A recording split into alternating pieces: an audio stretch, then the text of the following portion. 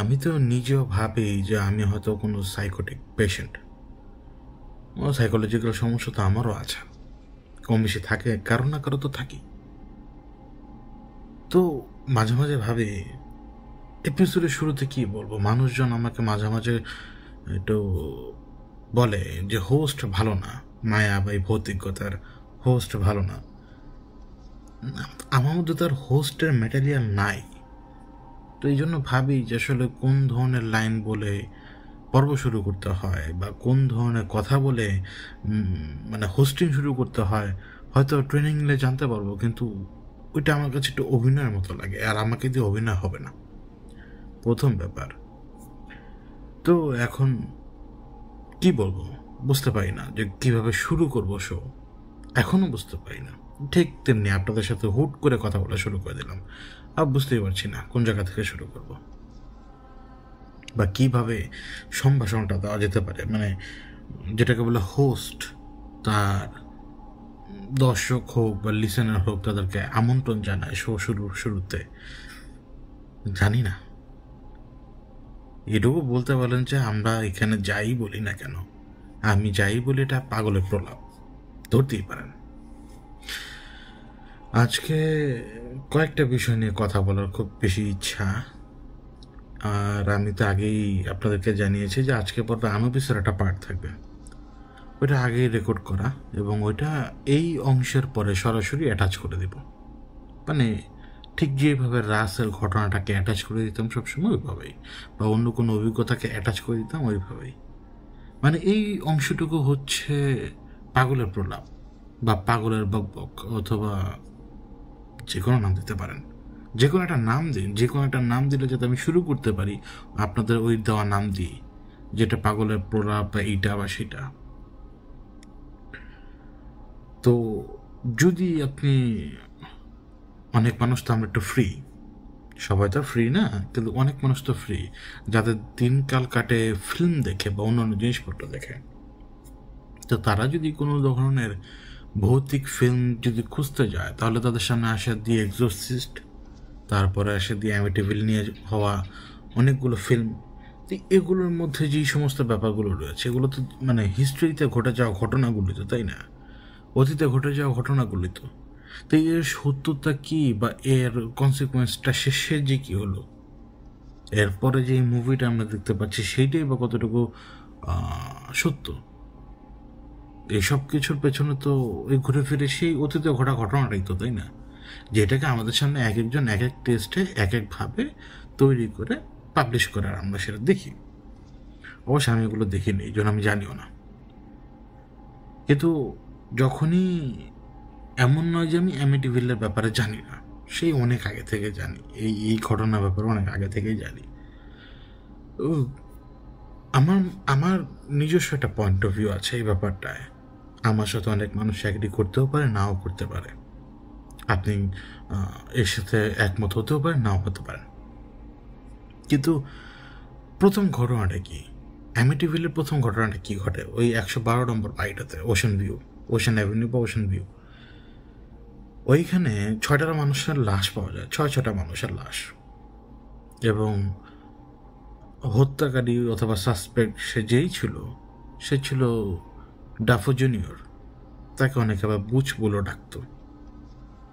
তো যে 6টা লাশ পাওয়া যায়, যে কোনো ঘটনার প্রেক্ষিতে পুলিশ এসে হোক বা কোনো মানুষজনের কারণে হোক, যেভাবে তাদের লাশটা পাওয়া যায় তারা সবাই উপর হয়েছিল, উপর হয়ে মানে নিজেদের পেটের উপরে ভর দিয়ে শুয়েছিল। এখন আমাদের কাছে তো অটোপসি রিপোর্টটা নাই, আর যদি থেকেও থাকে আমি আসলে ওইভাবে রিসার্চ করি নাই, কিন্তু যে অটোপসি রিপোর্ট কোথাও অ্যাভেলেবেল আছে কিনা সেটা দেখার। তো আমার মাথায় যে বেসিক ব্যাপারগুলো রয়েছে সেগুলো নিয়ে কথা বলবো এখন।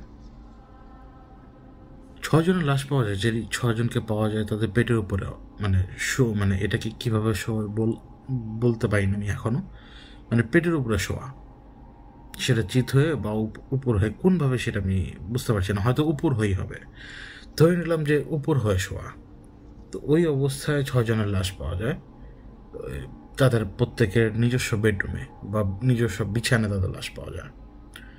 এবং সেই জায়গা থেকে পরবর্তীতে গ্রেফতার করা হয় প্রমাণ সাপেক্ষে ডাফো জুনিয়রকে। মানে ডাফো সিনিয়র হচ্ছে ডাফোর বাবা, ডাফো জুনিয়র হচ্ছে ডাফো যে মার্ডারটা করেছে।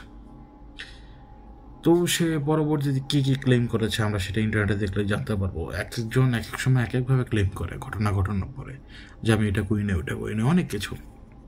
কিন্তু ডাফোর ব্যাপারটাকে আপনাকে দেখতে হবে। ডাফো নিজেই একজন কিন্তু ড্রাগ অ্যাডিক্টেড ছিল। ডাফো নিজে একজন ড্রাগ অ্যাডিক্টেড ছিল, এলএসডি নিত, তারপরে বিভিন্ন ধরনের জিনিসপত্র নিত। এবং ড্রাগ কিন্তু মানুষের চিন্তা শক্তির উপর এফেক্ট ফেলে। কোনভাবে এফেক্ট ফেলে সেটা কিন্তু আমরা আরও বিস্তরভাবে চাইলে জানতে পারি। যে কোনো ধরনের এই জাতীয় ড্রাগগুলো, এগুলো তো নিষিদ্ধ জিনিস, তাই না? এগুলো তার এমনি নিষিদ্ধ না, এগুলো তো ব্রেনকে সেইভাবে প্রভাবিত করে। তো এই ধরনের প্রভাবিত ব্রেন যেই কোনো কিছু নিজের মধ্যে সিমুলেট করে নিতে পারে আগে থেকেই। দেখা গেল আপনি ট্রান্স স্টেটে আছেন, যে স্টেটে আপনি ভাষা আপনার মনে থাকবে যে আপনি কোথায় কী দেখেছেন না দেখেছেন, কিন্তু ঘুম থেকে ওঠার পরে মনে হবে যে আমি কিছুই দেখিনি, কিন্তু একটু ভাষা হালকা একটা অনুভূতি, যে মনে হয় কি যেন এটা দেখেছিলাম জলছাপের মতো, কিন্তু অনুভূতি এটাই যে না আমি কিছু দেখি নাই।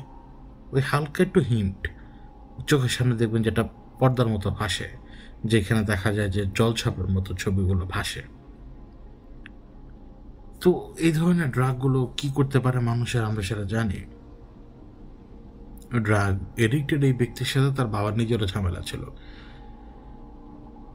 অবাক করার বিষয় ছিল, আপনি ছটা লাশ, এই মুহূর্তে আমি ডাফো হয়ে যাই, ডাফো জুনিয়র, মানে আমরাই খুনি, আমি খুনি। এবার আমি খুনি হয়ে আমি কিভাবে খুনটা করবো এটা একটু ইমাজিন করার চেষ্টা করি, বা ওইটা আমি সলিডভাবে চিন্তা করি। 3টা অপশন আমার হাতে। এক হচ্ছে কোল্ড ব্লাডেড কিলিং, মানে একেবারে ঠান্ডা মাথায় খুন। 2টা হচ্ছে মানে একটা রিয়াকশন বা হট হেডে করা একটা ঘটনা, মানে মাথা গরম করা অবস্থায়। আরেকটা হচ্ছে ক্যালকুলেটেড মোটিভ। এই 3টা অপশন ধরে নিলাম, ক্যালকুলেট, হট হেড আর হচ্ছে কোল্ড ব্লাডেড। তো ক্যালকুলেটেড যদি আমি ধরি, যে পরিকল্পনা করে এই ঘটনা ঘটানো, কোনো ঘটনা যদি ঘটে, এমনিতে পরিকল্পনা ছাড়া তো দুনিয়াতে অনেক ঘটনা ঘটেই, পরিকল্পনার দরকার পড়ে না, আকস্মিক অনেক ঘটনা ঘটে। কিন্তু যখন আমি 6 জনকে খুন করব, আমি যদি পরিকল্পনা করি, আমার এই পরিকল্পনার মধ্যে সবার আগে একটা ব্যাপার আসবে, আমি খুন করে কিন্তু পার পাবো না, তাই না? আমি ক্যালকুলেট করলাম যে আমি 6 জনকে খুন করলাম, আমি আমার পরিবারের সবাইকে মেরে ফেলবো, আর ধরলাম যে আমি সবাইকে মারবো না, আমি আমার বাবাকেই মারবো, কারণ আমার সমস্যা আমার বাবার সাথে। আমি কি সাস্টেন করতে পারবো? আমি কি বাঁচতে পারবো? স্বাভাবিকভাবে একজন ড্রাগ এডিক্টেড এই পরিকল্পনাটা করার পরে সে কি ফুল প্রুফ প্ল্যানিং রেডি করতে পারবে? মনে হয় যদি সে ফুল প্রুফ প্ল্যানিং রেডি করেও রাখে, তাহলে সে ধরা যায়, যে ধরলাম যে সে ক্যালকুলেটেড ওয়েতে সেই খুনটা করেছে। তা আপনি ঠান্ডা মাথায় গুলি করবেন, মানে ক্যালকুলেটেড রিস্ক নিয়ে আপনি গুলি করলেন, গুলি করার পরে আপনি লাশকে উপর করে দিবেন, ওইটা আবার একটু কেমন জানি হয় না? কারণ আপনি প্রথমবার খুন করছেন, ওই সময় যদি আপনি ড্রাগ এডিক্টেড অবস্থা না থাকেন, মানে ড্রাগ কনজিউম করা অবস্থায় ড্রাগের এফেক্টের মধ্যে যদি না থাকেন, তাহলে আপনি খুনটা করবেন কিভাবে? ড্রাগের ভেতরে ডুবে থাকা অবস্থায় কি আপনি যে বোনকে আপনি খুন করেন নাই, সেই বোনকেও কি ছেড়ে দিতেন? চেয়েছিলেন বাবাকে খুন করতে, কিন্তু বাবাকে খুন করতে পারেননি, অন্য কাউকে খুন করে ফেলতেন? পারবেন না। ড্রাগ এডিক্টেড অবস্থায় একটা মানুষ ক্যালকুলেটেড কাজ করতে পারবে না, পারবেই না, কারণ তার ব্রেন সেই ক্যালকুলেশন মোতাবেক চলবে না, যে সে যাবে মানে গুলি মারবে। এবং গুলির শব্দটাও তো এখানে সবচেয়ে বড় ব্যাপার, যে শর্টগান দিয়ে গুলি করা হয়, শর্টগানের শব্দ হয়, কিন্তু আশপাশে বাড়িঘরও তো আছে, 6টা শর্টগানে ফায়ার, ওই বাচ্চাদের করা হচ্ছে একটা এবং মা বাবাকে করা হচ্ছে 2টা। তো ধরলাম এক্সট্রা বেড়ে যাচ্ছে 8-9টা, ধরলাম 8-9টা গান ফায়ারের শব্দ হলো, কেউ টের পায়নি? কেউ কি টের পাবে না? প্রথম গান শোটার পরে গিয়ে আমার আব্বা আম্মা জাগার কথা না, যেহেতু আমি আমার আব্বা আম্মাকে খুন করার জন্য যাচ্ছি। এবং যখনই একটা মানুষ উঠে বসবে তার পেটের মধ্যে আপনি গুলি মারবেন, বাকি লোকজন তাদের বিছানার মধ্যে সুন্দরভাবে থাকবে, এটা কেমন যেন একটু অড লাগে না? এই ক্যালকুলেটিভ কন্ডিশনে যদি আপনি খুন করার চেষ্টা করেন, এই সমস্ত ব্যাপারগুলো যখন ক্যালকুলেটেড কন্ডিশনে চিন্তা করবেন, দেখবেন যে কিছুটাই খাপ খায় না, কোনো মতেই খাপ খায় না, কারণ সে ড্রাগ এডিক্টেড। এবং ড্রাগ এডিকশনের কথা যদি বাদও দিই, ওই সময় সে যদি একদম স্বাভাবিক পর্যায়ে থাকে, একটা মানুষের মৃত্যু যন্ত্রণা দেখলে মানুষ কি শান্ত থাকতে পারে? অপরাধীও শান্ত থাকতে পারে না, তারও বুকের ভেতরটা ধরফর ধরফর ধরফর করতে থাকে। এবং ওই ধরফরানি সামলে যে পরবর্তীতে আবার আরেকবার ট্রিগার চাপানো, পরবর্তীতে আবার আরেকবার ট্রিগার চাপানো, এটা একটু অড ক্যালকুলেটিভ ওয়েতে। ঠিক তেমনি যদি আপনি কোল্ড ব্লাডে চিন্তা করেন যে আমি শক্ত মাথায় খুন করব, এটা কিছু সম্ভব, বা শান্তভাবে যদি আমি খুন করি, কারণ আমি আগে থেকে জানি যে আমি যদি খুনগুলো করি, বিশেষ করে আমি বাবাকে খুন করব অথবা আমার মাকে খুন করব, আমি খুব ভালো করে জানি যে এটা কনসিকুয়েন্স কী হতে পারে। সুতরাং যদি আমি লাশটাকে উপর করে দিই, যদি আমার লাশকে আমি উপর করে দিই, তখন আমি বলতে পারবো যে আমি বাসায় ছিলাম না, আমার অ্যালাবাই আছে, বা বাড়িতে অন্য কেউ ঢুকেই আমার পরিবারকে শেষ করে ফেলেছে। কারণ ঘুমানোর একটা পার্ট হচ্ছে সেই উপর হয়ে শোয়া, অর্থাৎ ওই যে উপর হয়ে বললাম আর কি, আমি তো জানি না পেটের উপরে শোয়াকে উপর হয়ে শোয়া বলে কিনা। তো ঘুমানোর একটা পার্ট হচ্ছে অনেক সময় পেটের উপরে শোয়া, আমি নিজেও মাঝে মাঝে এভাবে শুই। তো এইভাবে শুয়ে থাকা অবস্থায় দেখা গেল যদি কোনো ইন্ট্রুডার ঘরের ভিতরে ঢুকে কোল্ড ব্লাডেড অবস্থায় যদি খুন করে, পুলিশ আর কি ওইভাবে চিন্তা করবে। আমি ওইভাবেই ভাবলাম যে ইন্ট্রুডার ঢুকে আমার পরিবারকে শেষ করে ফেলেছে। কিন্তু গান শটকে আপনি এলিমিনেট করবেন কিভাবে? যে গান শটটা এখান থেকে বাস গায়েব হয়ে যাবে রাতের 3টায়। গান শট একটা দুটো না, 6-7টা 8টা 9টা গান শট। তো আপনাকে তো সেটাও ম্যানেজ করতে হবে। ধরলাম আপনি কোনো না কোনোভাবে শব্দ সাপ্রেস করতে পেরেছেন, তো ঘরের মানুষ তো কেউ না কারো জাগার কথা, সে তো ওই বিছানার মধ্যে বসে অপেক্ষা করবে না যে কী ঘটনা ঘটছে একটু দেখি।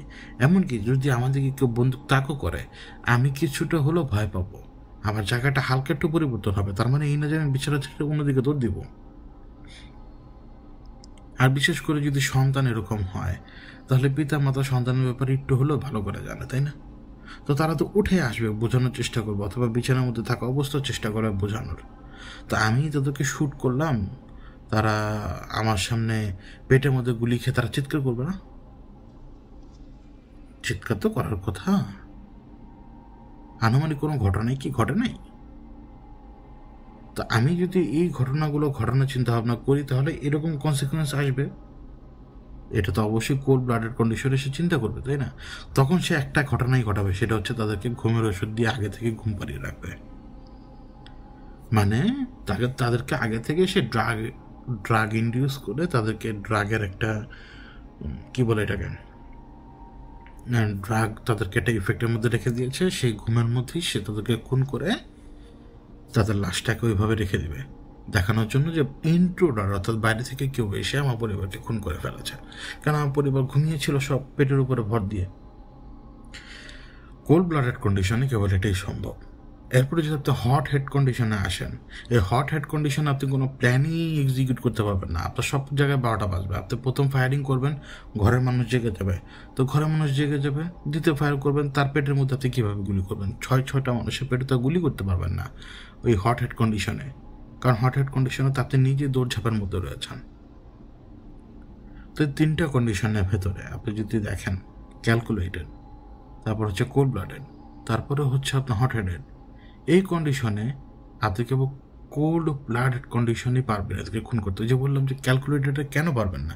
কারণ সে ড্রাগ এডিক্টেড ব্যক্তি একেবারে চিন্তা ভাবনা করে ফুল প্রুফ প্ল্যান করে নিজের এই মার্ডারটা সে ঘটাতে পারতো না। কারণ তার এটা মাথা রাখতে হবে তো, গান শটের যে শব্দটা সেটা, তারপরে হচ্ছে প্রতিবেশী, ইভেন আমি ঘরের মধ্যে গুলি করলে আমার ঘরের অন্যান্য মানুষজন তো জেগে যাবে।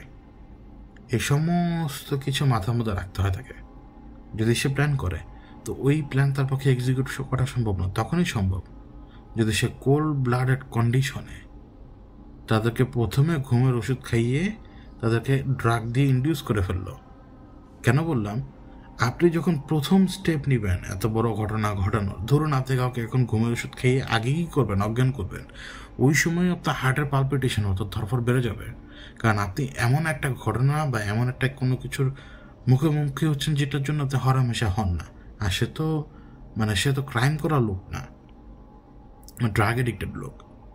তো ক্রাইম করা যদি সে হয়েও থাকে, তারপরও এই ধরনের ক্রাইমগুলো অনেক বড়। কারণ আপনি ইতিমধ্যেই জানেন যে আপনি ঘুমের ওষুধ ইনডিউস করে দিচ্ছেন, ব্যাস এরা অর্ধেকই তখন ডেড, বাকিটা আপনাকে গুলি করে তাদেরকে খতম করে দিতে হবে। এই কন্ডিশনটা, এই কোল্ড ব্লাডেড কন্ডিশনটা সে কি হ্যান্ডেল করতে পেরেছে কি না আমি শিওর না, কিন্তু সে মনে হয় হ্যান্ডেল করতে পেরেছিল, মনে হয়, নইলে সেই ঘটনা ঘটাতে পারতো না। এতক্ষণ পর্যন্ত কিন্তু আমি একজন ড্রাগ এডিক্টেড ডাফো জুনিয়রের কথা বললাম। ডাফো জুনিয়র যেটা সাধারণ কন্ডিশনে কোনো রকম ইনফ্লুয়েন্স ছাড়া সেই ঘটনা কীভাবে ঘটাতে পারে, কেবল তার হাতে অপশন হচ্ছে কোল্ড ব্লাডেড মার্ডার।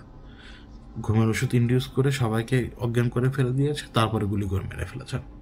গুলি মেরেছেও সেইভাবে যাতে মানুষজন মনে করে যে এর তো পেটের উপরে শুয়েছিল, বেশ। কিন্তু আবার তদন্তে নাকি এটা বের হয়নি যে তাদেরকে ইনডিউস করা হয়নি কোনো রকম ড্রাগ দিয়ে। এইটা আবার কেমন ভেজাল। যে একটা রিপোর্ট আমার নজরে আসছিল, ওই রিপোর্টে বলা হচ্ছিল যে পুলিশ নাকি এরকম কোনো ড্রাগ বা কোনো কিছুর অস্তিত্ব পায়নি যেটা দিয়ে তাদেরকে তাদের প্রভাবের মধ্যে রাখা হয়েছিল, অর্থাৎ বা কোনো রকমের ওষুধের প্রভাবের মধ্যে তারা ছিল না, বা কোনো রকম ড্রাগের প্রভাব তারা ছিল না। এরকম আবার রিপোর্টও দেখলাম একটা আমি। এটা আবার হয় কীভাবে? তখন পুলিশ তো বলেই দিয়েছে যে কোনো রকমের ড্রাগ বা কোনো রকমের সাবস্টেন্স তাদের দেওয়া হয়নি। এটা আবার আরেকটা প্রশ্ন দাঁড় করে না যে এতগুলো মানুষ কিভাবে তারা একইভাবে এত শান্ত অবস্থায় নিজেদের বেডরুমে খুন হলো, যেখানে গান শট তো বোঝা সহজ একদম, তাই না? মানে গান শট হচ্ছে, গান শট মানে একজনের পেটে গুলির আগে সে কি চিৎকার করেনি? ওই ঘরগুলো তো মনে করুন যে আপনার আমাদের মতো ব্রিক ওয়াল না, তারপরও ব্রিক ওয়ালের এপাশ থেকে ওই পাশে একজন চিৎকার দিলে শোনা যায়, একটা বড় ধরনের শব্দ হলে শোনা যায়। ওই বাড়ির লোকজনকে সেটা শুনতে পারেনি, এবং এই সমস্ত কিছু কেমন যেন একটু অদ্ভুত লাগে না? পুলিশ বলছে কোনো সাবস্টেন্স তাদের ডাফো ফ্যামিলি নেয়নি, আর এদিকে হচ্ছে এইভাবে খুব উপর হয়ে পড়ে থাকা, কেমন জানি অদ্ভুত। তো এরপরে কি ঘটে? এরপরে হচ্ছে তাকে দোষী পাওয়া যায়, 6টা খুনে তাকে দোষী পাওয়া যায় এবং তাকে পরবর্তীতে জেলে পাঠিয়ে দেওয়া হয়। 1-1.5 বছর বা 2 বছর পরে আরেকটি পরিবার আসে সেই বাড়ি কেনার জন্য, এবং যখন সেই বাড়ি কেনার পূর্ব মুহূর্তে যে বাড়িটা বিক্রি করে, যারা বাড়ি বিক্রির কাজ করে, তারা ওই পরিবারকে জানায় এই বাড়িতে 6টা খুন হয়েছিল, এবং যেই পরিবার এই বাড়িটা কিনতে চায় তাদের পরিবারটার নাম হচ্ছে লুৎস ফ্যামিলি। তো লুৎস ফ্যামিলি যখন এই বাড়িটা কিনতে যাবে, তখন তাদের কাছে আগে থেকেই বলে দেওয়া হয় ঘটনা এরকম। এমনকি বাড়ির ভেতরে ফার্নিচারগুলো তারা ব্যবহার করে, যে ফার্নিচারগুলো সেই মার্ডারের সময় থেকেই সেখানে ছিল, মানে পরিবর্তন হয়নি। এরপর নাকি তারা 28 বা 29 বা 30 দিনের দিন ওই বাড়ি থেকে পালিয়ে যায়। ওই বাড়ির জিনিসপত্র যে জায়গা ছিল সেখানে রেখেই, কোনো কিছু তারা নিজেদের সাথে নিয়ে যায়নি। কারণ এমন কিছু ঘটনা তাদের সাথে ঘটেছিল যে ঘটনা তাদের জীবনের বড় ধরনের ক্ষতি ডেকে আনতে পারতো। কিন্তু কোন ঘটনা? পরবর্তীতে মানুষজন অনেক ঘটনা শুনে, অনেক ঘটনা, আবার সেইটা নিয়েও একটা ফিল্ম বের হয়, 1-2টা করে ফিল্মও বের হয়, কন্ট্রোভার্সি তৈরি হয়। এই যে লুৎস ফ্যামিলি যেটা ক্লেম করলো যে তারা কিছু জিনিসের শিকার হয়েছিল এবং তারা 28, 29, 30 দিনের দিন ওই বাড়ি থেকে বের হয়ে যায়, এটা আমার কাছে একটু অড। কেন বলি? শুধু যে আমরা চালাক তা না, পুরো দুনিয়াই তো চালাক। দুনিয়াতে বোকা মানুষ আছে, চালাক মানুষ আছে। এবং এই লুৎস পরিবারটা যেটা, এই পরিবারটা যখন জানতে পারলো যে এই বাড়িতে 6টা মার্ডার হয়েছে, তারা এই বাড়িটা কিনতে রাজি হলো কেন? দাম কম সেই জন্য? এটা তো কথা হতে পারে না। আপনি কি সেই কাজ করবেন? ধরুন এই প্লটটার দাম, এই প্লটের দাম 5 কোটি টাকা, কিন্তু আপনাকে বলছে যে এই প্লটটা আমি তোমাকে এখন 5 লাখে বিক্রি করে দেব। আপনি এই ঘটনা এটা করতে পারেন, এটা আপনি আসলেই করতে পারেন যে আপনি 5 লাখে সেই প্লটটা কিনে নিলেন, 5 কোটি টাকা প্লট 5 লাখে কিনে নিলেন, কিন্তু আপনি জানেন যে এইখানে কম করে হলো 20টা মানুষের খুন হয়েছিল। তো আশপাশের সারাউন্ডিংয়ে মানুষজন তো সেটা জানবেই। এখন আপনি এখানে একটা বাড়ি দাঁড় করালেন, বাড়ির কাজ তো শান্তিতে করতেও পারলেন না, বাড়ি তারপরও ঠিলে ঠুলে দাঁড় করালেন, মানুষজন 2-1 ঢুকবে, 2-1 চলে যাবে, 2-1 ঢুকবে, 2-1 চলে যাবে, আলটিমেটলি আপনার লস না? বিশাল লস। তো এই বুদ্ধিটা অন্য লোকও দেয় যে এখানে এই সমস্ত জায়গায় বাড়িঘর কেউ কিনবে না, জমি কেউ কিনবে না, এরকম যদি ঘটনা থাকে। এই জন্য মানুষ তো অনেক ভেরিফাই করে না জমি জায়গা কেনার ক্ষেত্রে বা বাড়িঘর কেনার ক্ষেত্রে। তো তারা যখন জানলো যে এখানে 6টা মার্ডার হয়েছে 2 বছর আগে, মানে এক হিসেবে রিসেন্টলি, তারা সে বাড়িটা কিনে ফেললো কিভাবে? এবং বাড়িটা তারা কিনে ফেললো সেটাও একটা ব্যাপার। ঠিক তেমনি তারা নাকি একজন পাদ্রিকে এনে সে বাড়িটাকে নাকি একটু ঝাড়ফুঁক করিয়ে দিয়েছিল। ওই পাদ্রি নাকি আবার শুনেছিলেন যে কেউ তাকে বলেছিল যে বের হয়ে যাও, তারপরে তারা ঘটনাচক্রে 28 দিন বের হয়ে যায়। কোনো জিনিসপত্র তারা নেয়নি, কারণ কোনো জিনিসপত্র তারা নিবে কীভাবে? জিনিসপত্রগুলো তো সেই পরিবারে, সেই ডাফো ফ্যামিলির জিনিসপত্র তারা ব্যবহার করছিল, হয়তো নিজেদের কাপড় চোপড় ছাড়া, কারণ সেই ফার্নিচারগুলো তো ওইখানেই ছিল, ওরা তো মুভ করেনি কেউ। তো এখন যেটা আমার কাছে স্পষ্ট মনে হয় এর পরবর্তী ইভেন্টগুলো দেখলে, যে বই, তারপরে ফিল্ম বের হওয়া, এবং এই যে কপিরাইট থাকে আপনার ঘটনা, যেমন আমার ঘটনার উপরে আমার কোনো কপিরাইট এখন নাই, কিন্তু আমি যদি একটা কপিরাইট অ্যাস্টাবলিশ করে ফেলি, আমার ঘটনা নিয়ে কেউ যদি কোনো কিছু করে, তাহলে আমি কপিরাইট এনে তাকে ধরতে পারবো, তাই না? কিন্তু আমার এখানে কোনো কপিরাইট নেই, কোনো কিছু নেই। তো মনে করুন তারা যে স্টোরিটা রেডি করলো এবং সেইটার ফলশ্রুতিতে তারা যে পরিমাণ টাকা পয়সা ইনকাম করলো, এটা দেখলে একেবারে কঠিন না বোঝা যে লুৎস ফ্যামিলি এটা একটা ফায়দা নেয় মাত্র, আর কিচ্ছু না। কারণ ঘটনাটা তো তখনও জীবন্ত। অ্যামিটি ভিলেজে খুনগুলো হয়েছিল, 600 জন মানুষের খুন, এবং তারপরে মনে করুন যে এরকম একটা কথা যদি আপনি উঠিয়ে দেন, তাহলে আপনার জন্য এটা তো অনেক লাভ। দুনিয়া তো বদলাচ্ছে না ঘন ঘন, এবং ওই সময় আমেরিকা বা ব্রিটেনে এই সমস্ত জায়গাতে এই ঘটনাগুলো কিন্তু প্রচণ্ডভাবে প্রভাব ফেলছিল মানুষের উপরে, এবং আরও আগে থেকে এই সমস্ত ঘটনাগুলো মানুষের মধ্যে প্রভাব ফেলতো, ওই যে বিশেষ করে উইজা বোর্ডগুলা। তো এগুলো তো তখনকার একটা ট্রেন্ড ছিল। এখনকার ট্রেন্ড যেরকম টিকটক বা ওই সমস্ত জিনিস আর ফালতু জিনিস, তখনকার ট্রেন্ড ছিল হচ্ছে হরিফিক জিনিসগুলো, হরর ঘটনাগুলো, ওই সময়কার ট্রেন্ড। কারণ এগুলো তখন আবার ওই যে অবিশ্বাসীরা তো কুসংস্কার মানত, অবিশ্বাসীরা। তো এইটার ফায়দা স্পষ্টভাবে দেখা যায় যে লুৎস পরিবারে এটা ফায়দা নেয়, জেনে বুঝে সে বাড়িতে ঢুকে এবং সেখান থেকে সে পালিয়ে যায়।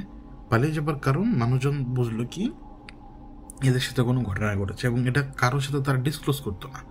আলটিমেটলি তারা ডিসক্লোজ করলো কার সাথে? যার সাথে ডিসক্লোজ করে একটা বই তারা বের করলো, তারপরে তারা একটা ফিল্মের সাথে চলিয়ে গেল। তো এটা তারা পাবলিক করেনি, ইনফরমেশন তারা পাবলিক করেনি। তো মনে করুন যদি আপনি $50,000 দিয়ে যদি সে বাড়িটা কিনে থাকেন, আপনি হয়তো এই ইনভেস্টমেন্টে আপনার কত অনেক লাভ।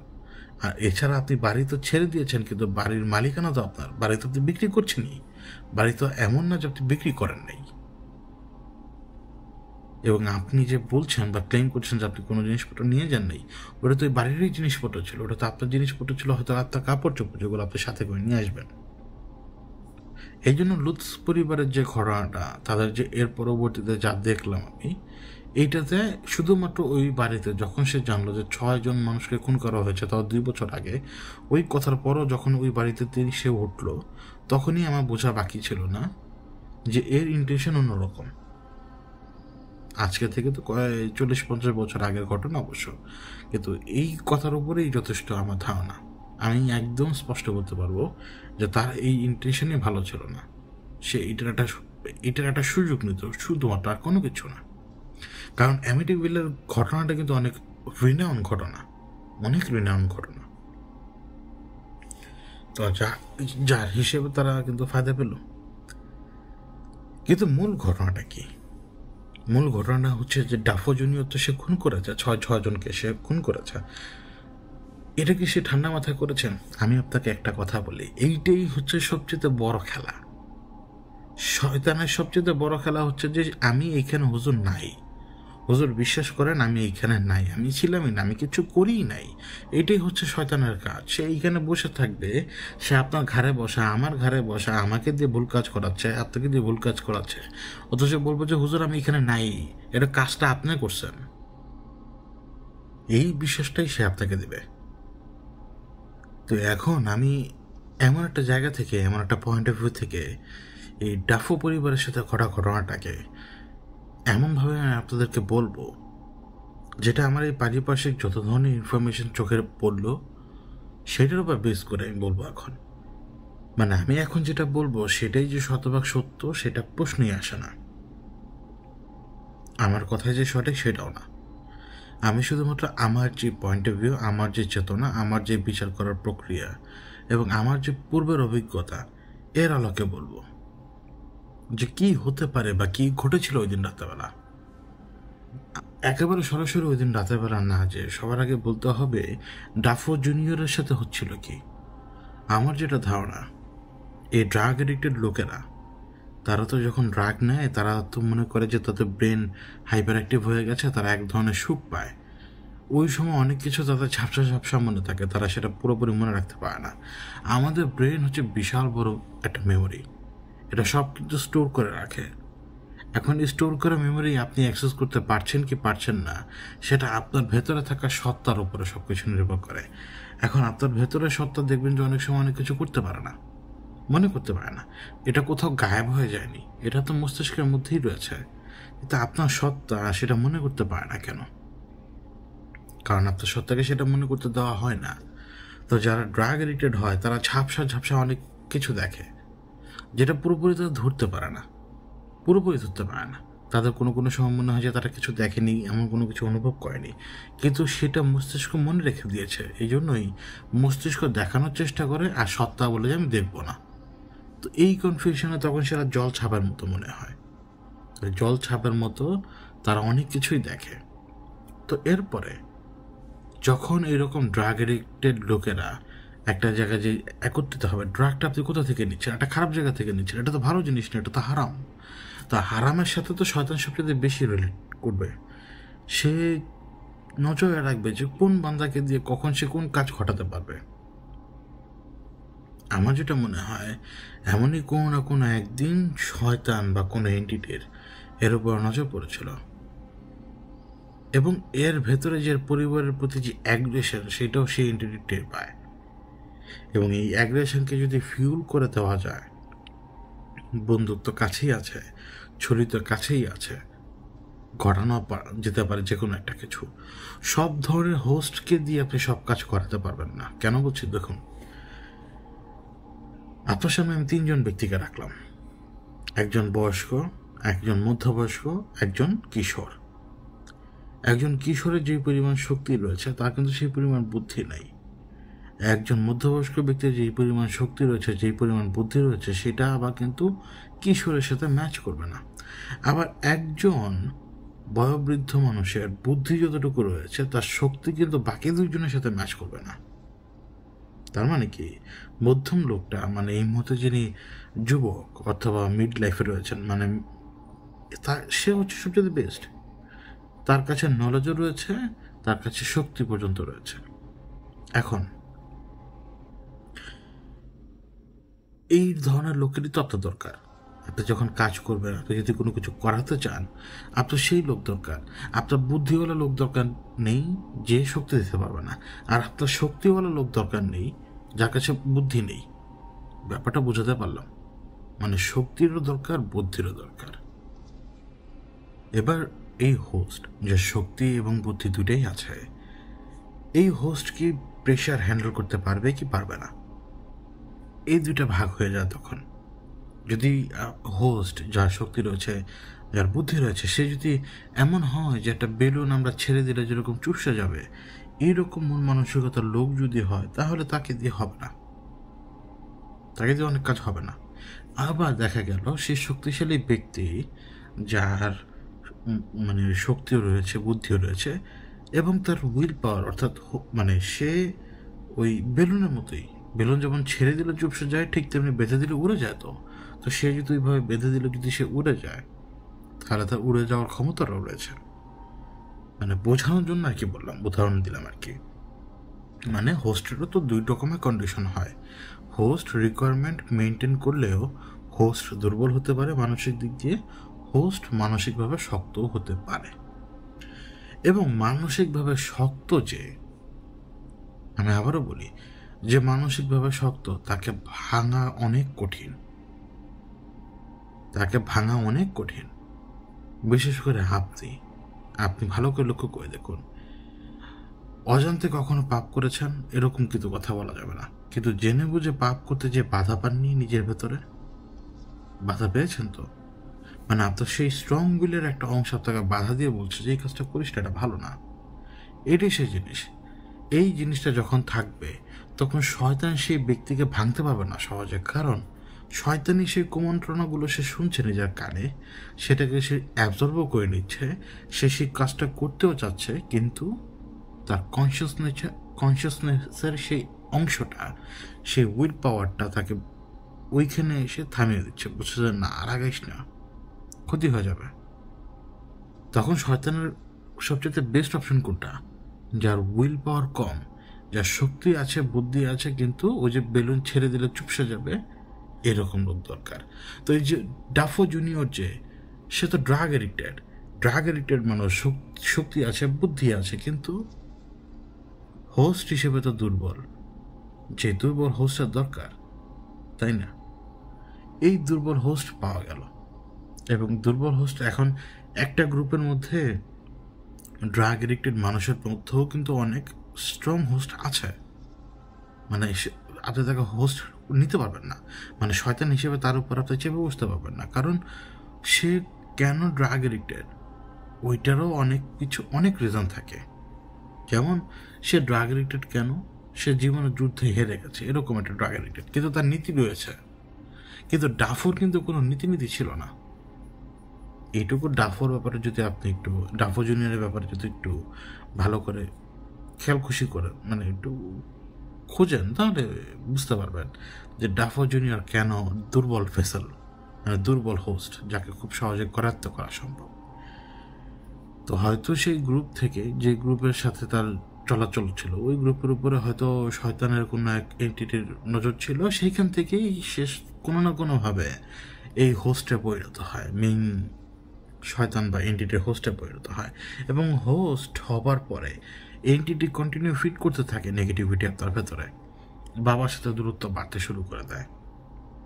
পরিবারের অন্য কারোর সাথে যে দূরত্ব বেড়েছে কিনা সে ব্যাপারে তো কোনো খোঁজ ছিল না, কিন্তু বাবার সাথে বাবার সাথে দূরত্ব বাড়ছিল।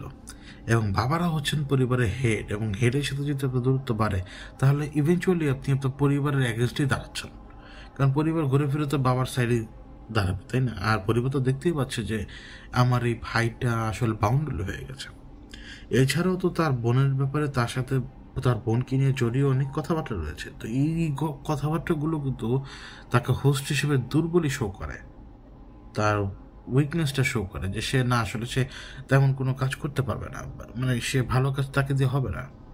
তো এই হোস্টকে যখন ক্যারি করতে শুরু করে, এই হোস্টকে সে ফিড করতে থাকে, সে তার নেগেটিভিটি থট যতটুকু রয়েছে সবগুলোকে সমানে ফিট করতে থাকে, এবং এমনভাবে দেখায় যে তোর বাবা হচ্ছে এমন একটা স্ট্রাকচার, যাকে তুই যদি না সরাস তাহলে তোর কিন্তু কোনো কাজে আসবে না, তোর সব ক্ষতি তোর এই বাবার দ্বারাই হচ্ছে।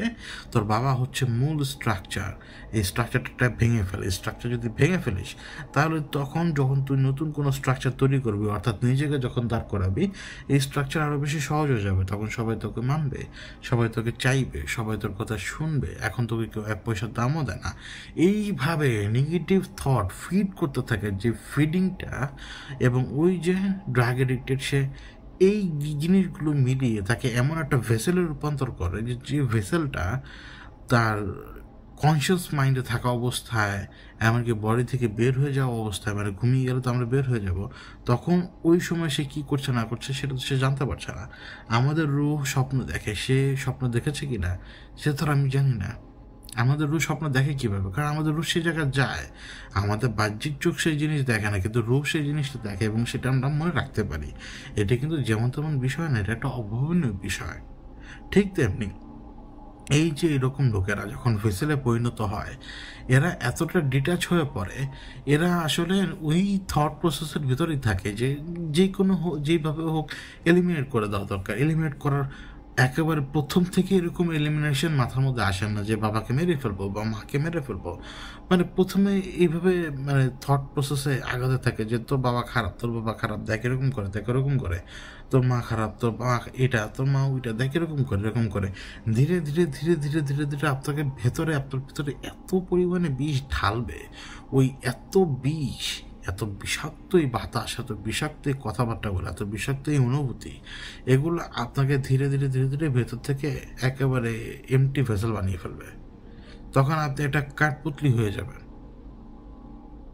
কাঠপুতলি হয়ে যাওয়ার পরে আপনাকে অহরহ দেখাতে থাকবে যে এইভাবে খুন কর, এইভাবে আগাতে থাক, এইভাবে কাজ কর, এইভাবে করবি সব কিছু।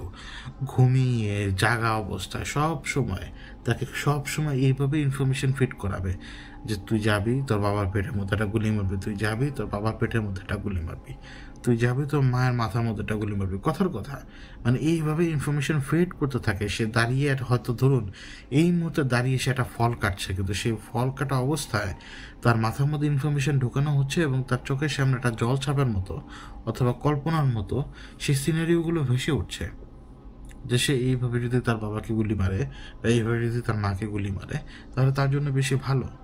যেমন আমরা একটা খারাপ কাজ করার আগে প্ল্যান তো করি অনেক রকম, তাই না?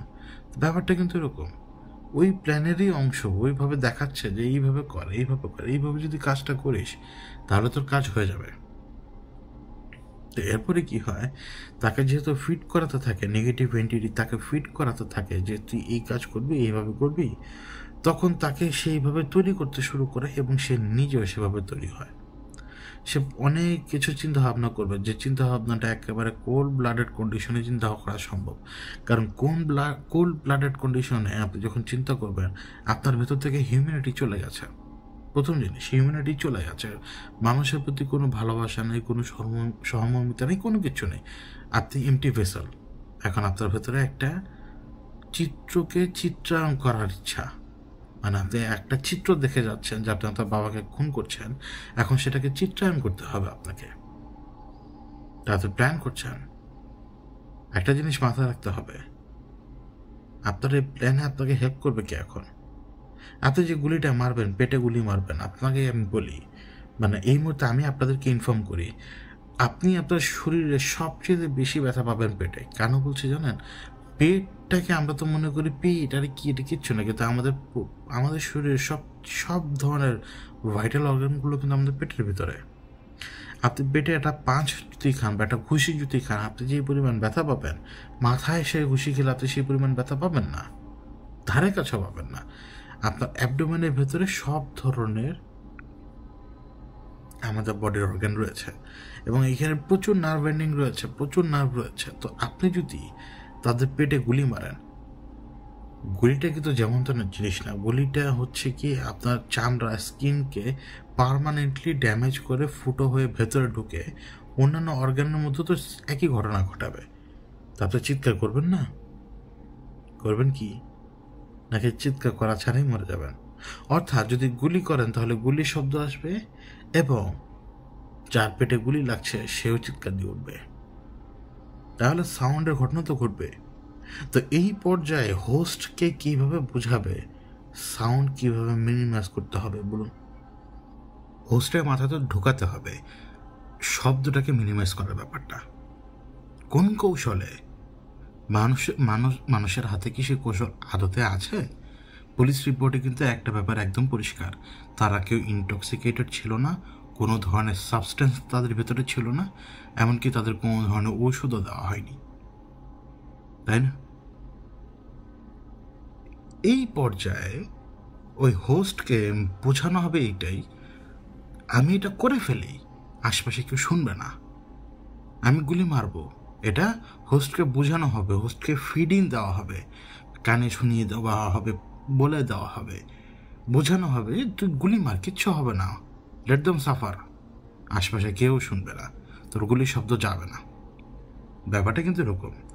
এই যে ফিডিংটা তার মাথার মধ্যে ঢুকানো হচ্ছে সেই ঘটনা ঘটানোর পূর্বে, এই এত কিছু তারকে আগে থেকে বারবার ফিডিং দেওয়া হচ্ছে যে শব্দ এইভাবে মিনিমাইজ করতে হবে, আশপাশের লোকজনকে কোনো কিছু বলা যাবে না, ওই আশপাশে যত লোক দূর দূরান্তে থাকে কেউ তখন রেসপন্স দেবে না। ঘটনা কখন ঘটাতে হবে, ঘটনা কখন ঘটাতে হবে, হয়তো সেটা 12টায়, হয়তো সেটা 1টায়, হয়তো সেটা 2টায়, হয়তো সেটা 3টায়, হয়তো সেটা 4টায়, যে কোনো সময়। এই পুরো প্রসেসটা তার মাথার মধ্যে এমন কোনো দিন নাই যে ঘুরে নেই। এইটাই শয়তান বা ডেভিলের কাজ, এমনকি আমাদের নিজেদের নফসেরও কাজ। কারণ আপনার ভেতরে একটা থট প্রসেস চালু হয়ে গেছে, ওই যে সে যে পার্শিয়ালি পজেসড অথবা ফুলি পজেসড এটা সে টের পাবে না। কেন জানেন? শয়তান বুঝতে দিতে চায় না যে সে আপনার শরীরের ভেতরে। কেন বলছি? যারা পজেসড তারা অনেক কিছু মনে রাখতে পারে না। ওই যে বললাম তাদের কাছে জল ছাপের মতো লাগে সব কিছু। এই যে সেখান থেকে যে তার পেছনে লাগলো, এই দুর্বল হোস্টকে খুব সহজে ব্যবহার করা সম্ভব এবং এই দুর্বল হোস্টকে দিয়ে একটা বড় ধরনের ঘটনা ঘটানো সম্ভব, তাহলে কেন নয়? কিন্তু ওই হোস্টকে তো সেই ঘটনা ঘটানো সম্ভব সেটা বিশ্বাস করাতে হবে। তো সাউন্ড কীভাবে মিনিমাইজ করবে, মার্ডার করার আগে তার কী করণীয়, মার্ডারের পরে তার সাথে কী কী হতে পারে, এই সব কিছু তার ব্রেনের মধ্যে না চলছে একসময় ক্যারাবেলা লেগে যায়। ক্যারাবেলা লাগে দেখেই পরে মিস্টেক হয়।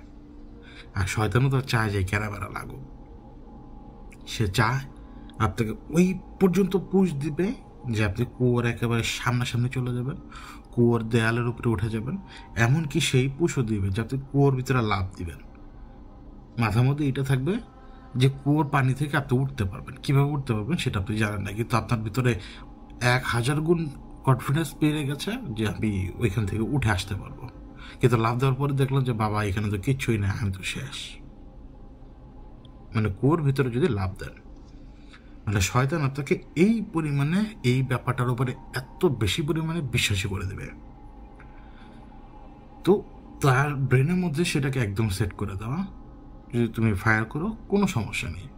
তাকে এমনও হতে পারে যে তাকে বিশ্বাস করানো হয়েছে বা তার ভিতরে এরকম চিন্তাভাবনা জাগানো হয়েছে যে তুমি একটা সাইলেন্সার ব্যবহার করো, কিন্তু আমার জানার মতো শর্টগানে কোনো সাইলেন্সার থাকার কথা না। আর যদি শর্টগান দিয়ে ফায়ারিং নাও করে, অন্য কোনো গান যদি ব্যবহারও করে, তো সাইলেন্সার তার পক্ষে ম্যানেজ করা সম্ভব না সে সময়। এখনই সব ধরনের ফিডিং তাকে দেওয়া, কিন্তু সেই দিনটা কবে? শয়তান কিন্তু কোনো কাজ খুব দ্রুত করে না, সেটা সময় নেয়। সে নিজের সময় খোঁজার চেষ্টা করে। তার তো দুনিয়াতে অনেক কাজ বাকি, তাই না? যেই দিন হোস্ট এই ঘটনা ঘটাবে সে আদতে জানবেই না যে আজকেই সেই দিন। বিশ্বাস করুন, পুরো ইভেন্ট এমনভাবে ঘটবে যেন এটা একটা এলিমেন্ট অফ সারপ্রাইজ সবার জন্যই। দেখবেন যে সব কিছু ভালো, মানে ব্যক্তিগত জীবনেও দেখবেন যে সারাটা দিন সব কিছু ভালো, সবই সুন্দর, হঠাৎ একটা মোমেন্টে একটা ঘটনা ঘটে যায় যে ঘটনাটা সবচেয়ে নষ্ট করে দিতে পারে। হোস্টও জানবে না যে আমি আজকে এই সময় আমি আমার পরিবারের এই সদস্যদেরকে খুন করে ফেলবো, এটা হোস্ট জানবেও না। এমন একটা ঘটনা ঘটবে যে ঘটনাটা ঘটা মাত্রই হোস্টের মাথার মধ্যে এই বিষটা চরম আকারে ধারণ করবে এবং শয়তান এই বিষের লেভেলটাকে এত বেশি মাত্রায় নিয়ে যাবে যে এই বিষে বিষাক্ত ইনটক্সিকেটেড হয়ে সে তখন রাইফেল অথবা শটগান হাতে তুলে নেবে। ব্যাস, আজকেই খতম করে ফেলবে। কীরকম? ধরুন সেই দিন হয়তো তার মাথার মধ্যে এমন একটা কথা মনে পড়লো যে তার বাবা তাকে এইভাবে অপমান করেছিল, অথবা তার মা তাকে এইভাবে অপমান করেছিল, অথবা তার ছোট ভাই বোন তাকে নিয়ে দুষ্টমির ছলে এইভাবে কথাবার্তা বলেছিল। আমাদের প্রাত্যহিক জীবনে দেখবেন অনেক অনেক ছোটোখাটো নর্মাল কথাও আমাদের গায়ে মারাত্মকভাবে লাগে। ওইটা ওই সময় আমাদের ইমোশনকে এমনভাবে হিট করে, ওই মোমেন্টে আপনি সেই লোককে এত বেশি আদর করেন কিন্তু তারপর আপনার মনে চাইবে একটা ঘুষি মারিনি, ওর নাক মুখ একেবারে ফুচকে দিই। এটাতে চাবেন, এই মোমেন্ট কিন্তু আপনার সাথে ঘটেছে, অবশ্যই ঘটেছে। একটা সিলি ব্যাপার আপনার মাথার মধ্যে হুট করে বিষ বাড়িয়ে দিতে পারে। তো এই ঘটনাটা তার ভেতরে বিষ বাড়িয়ে দেয়, মনে করিয়ে দেওয়া হয়, বিষ বাড়িয়ে দেয়, এবং তাকে সেই পরিমাণ ধাক্কা দেওয়া হয়, যে পরিমাণ ধাক্কাটা ওই যে বললাম কুয়োর একদম সামনে সে যে পৌঁছে গেছে, এখন লাফ দিয়ে কুয়োর মধ্যে পড়া বাকি। তো সে শটগান তুললো এবং ড্যাম ড্যাম ড্যাম ড্যাম ফায়ার। কিন্তু এইখানে ব্যাপার হচ্ছে কি, একটা ফায়ারিং হলো, দুটা ফায়ারিং হলো, তিনটা ফায়ারিং হলো, বাকি লোক কেউ ঘুম থেকে উঠলো না। এটা কিভাবে হয়? এটা হয়, এটা সত্যিকারে হয়, এটা সত্যিকারে ঘটে। শয়তান তখন তার নিজের প্রভাব বিস্তার করে চারপাশে। তাকে তো একটা না একটা প্রমাণ রেখে যেতে হবে যে আই ওয়াজ দেয়ার, আমি ছিলাম এখানে। এটাই তার প্রমাণ, যে পেটে গুলি লাগার পরেও গুলির শব্দ এবং পেটে গুলি লাগার পরে যে যন্ত্রণা, এই এত কিছু শব্দ চারপাশে ছড়ায়নি।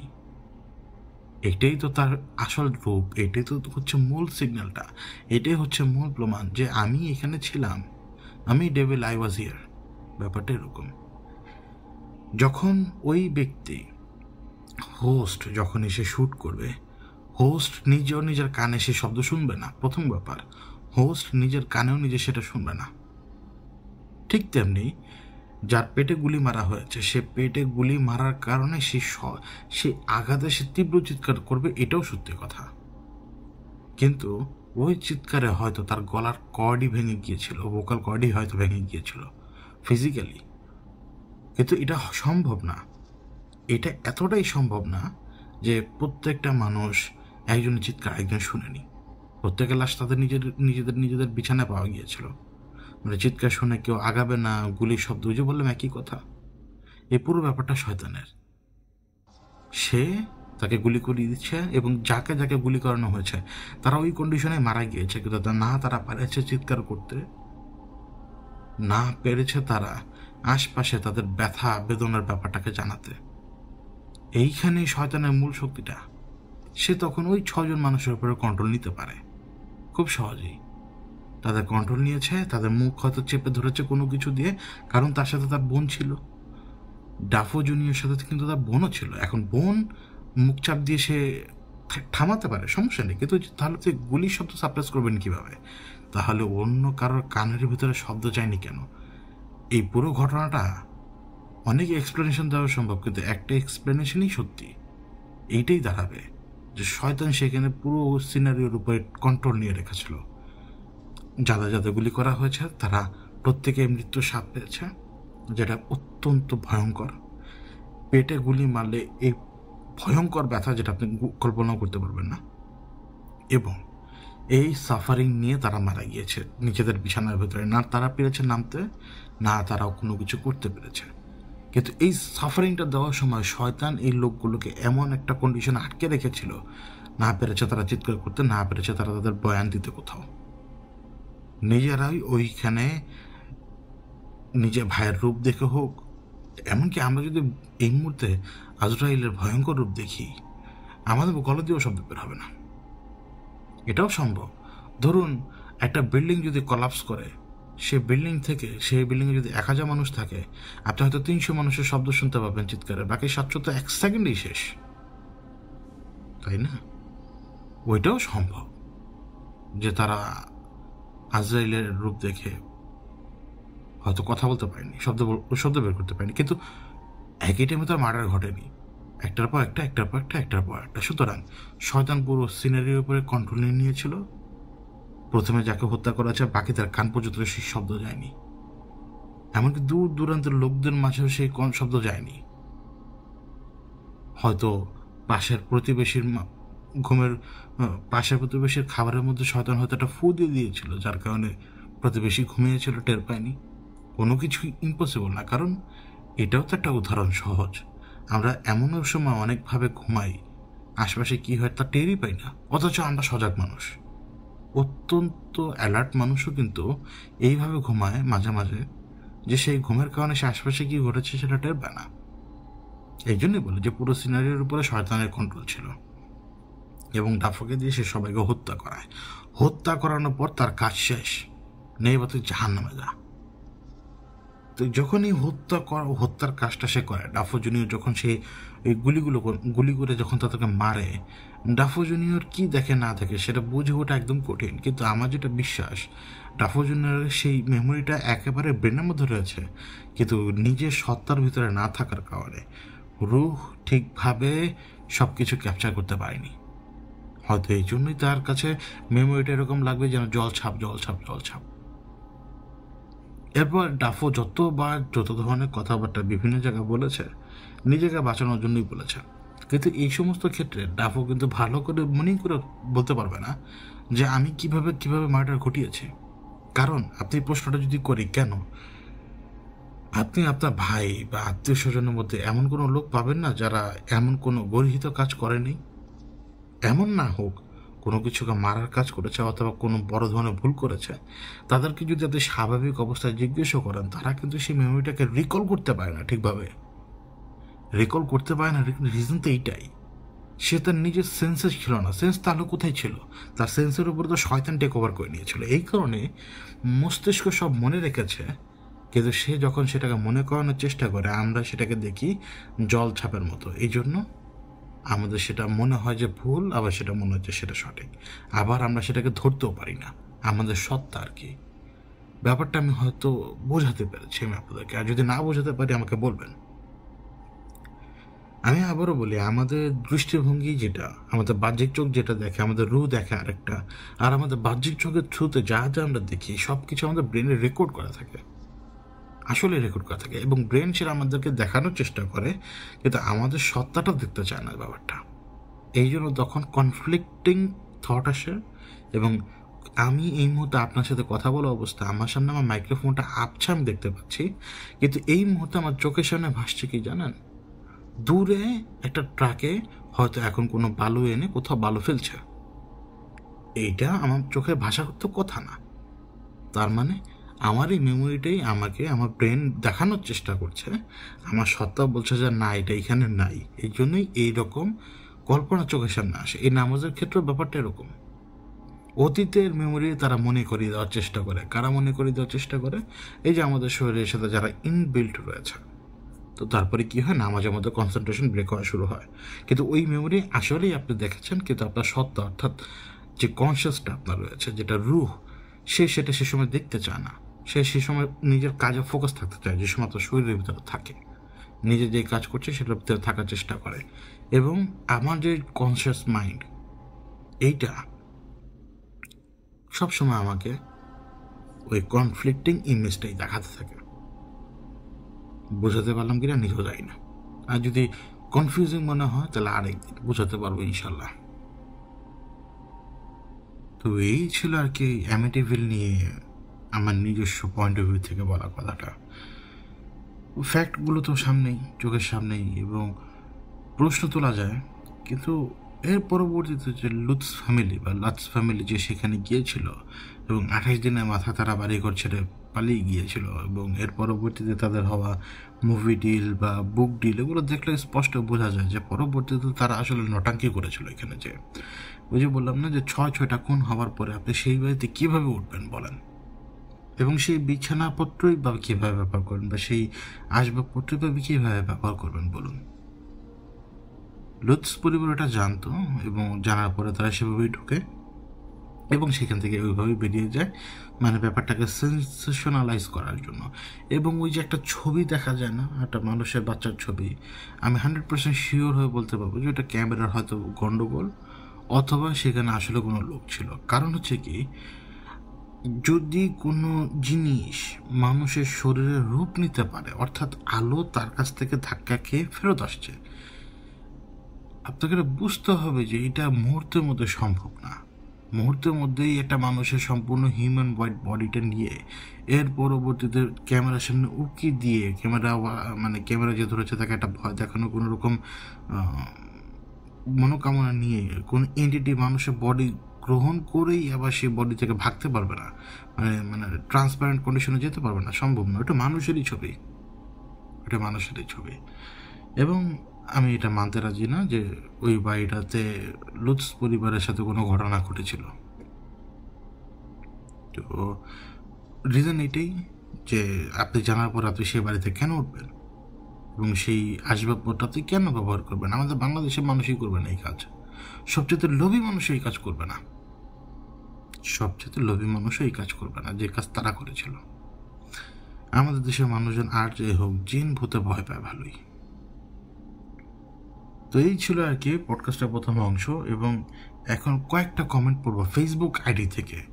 আমি জবান রাখতে পারিনি, আমাকে মাফ করবেন, আমি সময় পাচ্ছি না এবং আমার মানসিক অবস্থা একটু ভালো না। তো ইউটিউবে প্রচুর কমেন্ট আছে, আমি সবগুলো কমেন্টের উত্তর দেবো ইনশাল্লাহ, যৌক্তিক সবগুলো কমেন্টের উত্তর দেবো। এমনকি সিমিলার কমেন্টেরও হয়তো একটা কমেন্টের উত্তর দিলে বাকি সবগুলো কমেন্টের উত্তর দেওয়া হয়ে যাবে একসাথেই। এগুলো একসাথে গ্যাদার করে আমি উত্তর দিয়ে দিব। এখন আমি আমার ফেসবুক পেজ থেকে কয়েকটা কমেন্ট পড়বো, এবং এই কমেন্টের পরপরই সরাসরি ওই আনুবিস নিয়ে একটা প্রায় আধা ঘন্টার একটা সেশন রয়েছে, ওইটা আমি সরাসরি অ্যাড করে দেব। তো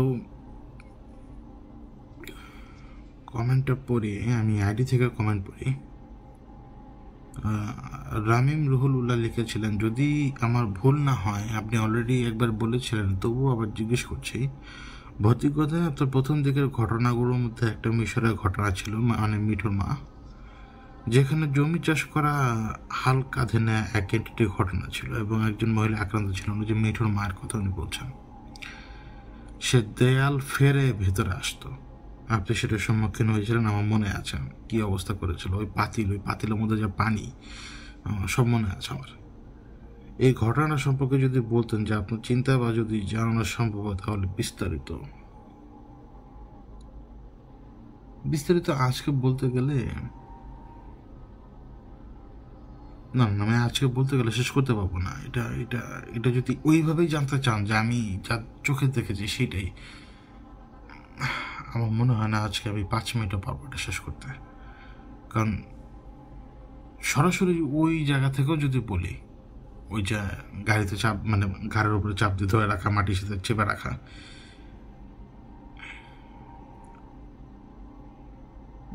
পারবো না আজকে হয়তো পুরোপুরি বলতে। আমি বলবো ইনশাল্লাহ, আমি অবশ্যই এটা বলবো। আমি অনেক ঘটনা, অনেক অংশ তো বাদ দিয়ে গিয়েছি, আমি ওগুলো বলবো ইনশাল্লাহ। তারপর হচ্ছে সৈয়দ টি, উনি লিখেছেন, ট্রাম্পকে কি ইহুদিরা কালো জাদু দিয়ে নিয়ন্ত্রণ করছে? ট্রাম্পের ইরান আক্রমণ করার পরিকল্পনা এবং নেতানিয়াহুর গ্রেটার ইসরায়েল করার পরিকল্পনা নিয়ে এবং বর্তমান বিশ্বে এসবের প্রভাব কী? ভারতের ধর্মযুদ্ধ গজবাতুল হিন্দ কি অতি নিকটে? বর্তমান অবস্থা দ্রুত পরিবর্তন নিয়ে এত দীর্ঘ বিশ্লেষণ চাই। আর এআই কি ইহুদিদের ষড়যন্ত্র? যদি তাই হয় তাহলে এর থেকে নিরাপদে থাকা যায় কিভাবে? যদি আপনি বলেন যে ট্রাম্পকে জাদু করা হয়েছে কিনা, আমার মনে হয় না, কারণ ইতরকে জাদু করা লাগে না, বিশ্বাস করেন। ট্রাম্প হচ্ছে একটা ইতর। ট্রাম্প কেন, আপনি মনে করুন যে আমেরিকান যে কোনো প্রেসিডেন্ট, তাদের ইতরগিরির মূল মন্ত্রটা হচ্ছে যুদ্ধ। এই যে কোনো ধরনের ঝামেলা তারা সবসময় লাগিয়ে রাখে, এটা হচ্ছে তাদের বেসিক মনোপলি। তো এটা হচ্ছে, এই ইতরদেরকে আপনি কোনো দিক দিয়ে আপনি কিছু করা লাগবে না। এরা বাই বর্ণই সবাই এজেন্ট অফ কেওস বলে গিয়েছিলাম, এজেন্ট অফ কেওস। এরা বাই বর্ণই এরকম, জাতুর দরকার পড়ে না। এরা সব এদের সাপোর্টেই তো ইসরায়েল দাঁড়িয়ে আছে, তো সুতরাং এরা ইসরায়েলি এক হিসেবে। এটাই হচ্ছে আসল মূল শত্রু। এদের দমন করা গেলে ইসরায়েলের হাত পা ভেঙে যাবে এমনি, এবং এদের দমন হবে, চোখের সামনে হবে, যদি আমরা চিন্তা থাকি আর কি ততদিন। এরপরে ট্রাম্পের ইরান আক্রমণ করার পরিকল্পনা। ট্রাম্প ইরান আক্রমণ করবে তো মনে হয়? ওর ভিতরে অতখানি গুর্দা আছে মনে হয় আপনার? একটুও নেই। ও হচ্ছে ওই নেড়ি কুকুর, ও শুধু ওই ভৌ করে। ওই যে চীনের সাথে পারে না, তো চীনের সাথে পারে নাই দেখে এখন মনে করেন যে নিজে নিজে ব্যাকডাউন করবে। মাথা মোটা লোকের কাছ থেকে কি আশা করেন বলেন? আর নেতানিয়াহুর গ্রেটার ইসরায়েল, নেতানিয়াহু বাইচে থাকা অবস্থায় গ্রেটার ইসরায়েলের জীবন হবে না। গ্রেটার ইসরায়েল মানে ইসরায়েল যে দাঁড়াবে এবং থার্ড টেম্পল তৈরি হবে, এগুলো আরো পরে, এখন না, আরো পরে ভাই। আরো অনেক কিছু আমাদের দেখা বাকি আছে, অনেক কিছু। তারপরে ভারতের ধর্মযুদ্ধ গজওয়াতুল হিন্দুদের নিকটে এখন ওয়াকফ নিয়ে যে ঘটনাটা ঘটেছে তাদের এখানে, এইটার দুইটা অংশ। এক তো ওয়াকফের নামেও মানুষের জমি হরণ করা হয়, অনেক সময় মানুষের জমি হরণ করা হয় না এমন না, ওয়াকফের নামেও এটা করা হয়। এবং এখন তার বদলে যেটা আমার কাছে মনে হয় মূলত তাদেরকে কোণঠাসা করা, মানে মুসলমানদের কোণঠাসা করা লাগবে তাকে। এখন যদি তার ওই জমিটা যদি তাদের দখল করে নেন, আপনি বলবেন যে ওয়াকফের হিসাবটা তো অন্যরকম, এটার জন্য অত বেশি দালিলিক কাগজপত্র দরকার পড়ে না। তখন আপনি করবেন কি, যে আপনি এটা মালিকানা আরেকজনের কাছ থেকে নিয়ে নেবেন। এমনকি তাদের মূল টার্গেট হচ্ছে যে জমির মালিকানা মুসলমানের কাছেই থাকবে না। এইটা তো হচ্ছে কি জিনিস, এটা তাদের বুঝতেই পারছেন, এটা তো তাদের রাজনীতির খেলা। এটা অপারেশন সবাই করে এবং প্রত্যেকটা ব্যক্তি যে অপারেশন করে তার কপালে শনি আছে। এবং গাজওয়াতুল হিন্দ আমার মনে হয় কি ওই হাদিসের প্রেক্ষাপটে আমার মনে হয় এটা হয়ে গেছে অনেক আগে, আমার যেটা মনে হয়। কিন্তু তারপরও মানে গ্রেট একটা ম্যাসাকার তো হবেই, বিশাল বড় ম্যাসাকার হবেই। এটা এর প্রফেসের মধ্যে আছে, মালহামা হবে। এখন মালহামা হবে এবং কোন জায়গাটা শুরু হবে এটা আসলে বলা খুব কঠিন। কিন্তু ভারতে এই যে অপারেশনটা হয়, এই যে জুলুম হয়, এই জুলুম তো আমাদের দেশেও হয়, আমাদের পাশেও হয়, বিভিন্ন জায়গাতেও হয়। এই জুলুমের ক্ষেত্রে আপনি কাউকে স্পেসিফিকলি টার্গেট করতে পারবেন না আসলে, যে ওই দেশ জুলুম করছে ওকে যা ধরি। তাহলে আপনাকে কিন্তু আফ্রিকার দিকেও নজর দিতে হবে ভাই। কিন্তু ভারতের কথা, আমি একজন সাধারণ বাংলাদেশি হিসেবে, আমাদের দেশের মানুষ হিসেবে, যেমন আমি অন্য দেশের উপরে নাক গলাতে পারি না, ঠিক তেমনি যদি অন্য দেশের মুসলমানরা যদি না বলে যে ভাই আমাদেরকে হেল্প করেন, ততক্ষণ পর্যন্ত আসলে আপনারও কিছু করার নেই, আমারও কিছু করার নেই। তারপরে হচ্ছে বর্তমান এআই কি ইহুদিদের ষড়যন্ত্র। দেখুন, এআই নিয়ে অনেক কথা হয়, অনেকে বলে হয়তো ধারণা দেয় যে এআই হয়তো পরবর্তীতে দাব্বাতুল আর্থ হবে না। এখন পর্যন্ত হলোগ্রাম চোখের সামনে আসা বাকি আছে, আরো অনেক কিছু আসা বাকি আছে, তারপরে না দাব্বাতুল আর্থ। বুঝতে হবে যে কিয়ামতের ঘটনাগুলোকে মানে বৈজ্ঞানিকভাবে ব্যাখ্যা করা ভুল। মানে মানুষ যেভাবে আর কি করে, মানে সব বিজ্ঞানের সাথে গুলিয়ে ফেললে হবে না। দুনিয়া রিসেট হবেই, দুনিয়াকে রিসেট আল্লাহ সবসময় করেছেন। তো এরপরে মেহেদী হাসান ভাই লিখেছেন যে অনেক ঘটনায় শুনেছি যে অনেককে নাকি জিন পরিতে ধরে নিয়ে তাদের রাজ্যে রেখে দেয়। আসলে এই বিষয়টা কেমন? আসলে কি জানেন, যাদেরকে ধরে নিয়ে যায় না যে এমন না, ধরে নিয়ে সেই জায়গায় রাখে যে জায়গায় আমি যাই। ওই যে বললাম না, পর্দার ওই পার। এবং আল্লাহ কোরআনে বলেছেন যে তারা এমন এক জায়গা থেকে বসে আমাদেরকে দেখছে যে জায়গায় আমরা তাদের দেখতে পাচ্ছি না। মানে একই সমান্তরাল প্যারালাল ইউনিভার্স, সব কিছু একই জায়গাতেই, শুধু পর্দার এই পার আর ওই পার। এবং যখনই এই পর্দার এই পার আর ওই পার হয়ে যায়, ওই ব্যক্তির কাছে ওই পারটা একটু অন্যরকম লাগে। কিন্তু তার মানে এই না যে সে কোনো দেশে গিয়েছে। কিন্তু ধরুন পর্দার ওই পারটা এখন খুললো কোথায়? জার্মানিতে। জার্মানির ওয়েদার অন্যরকম বাংলাদেশের চাইতে, ঠিক আছে? সে পর্দার ওই পারে পা রাখলো এবং সে নিজেকে খুঁজে পেলো জার্মানিতে, মানে ওই লোকেশনটা জার্মানিতে যেই খুলেছে। তো জার্মানি দেখলে তো তার মনে হবে যে সে জিন্দু দুনিয়াতে আসছে। জিন্দু দুনিয়াতে সে যায় নাই, সে পৃথিবীতেই রয়েছে। কিন্তু ওই যে পর্দার ওই পারটা খুলে যাওয়ার কারণে তার ওই গেট, মানে আমরা যে দরজা খুলি আর দরজা লাগাই, এই গেট খোলার পরে কোন জিনিস দেখতে পারবো, কোন জায়গা দেখতে পারবো, এটা আসলে পর্দাটার উপর ডিপেন্ড করে আর কি, আর যে এন্টিটাই কাজ করে তার উপরে। কিন্তু আজকাল এগুলো করে না, আজকাল এগুলো ওরা বন্ধ করে দিয়েছে। ওরা খুব ভালো করে জানে এটা লস।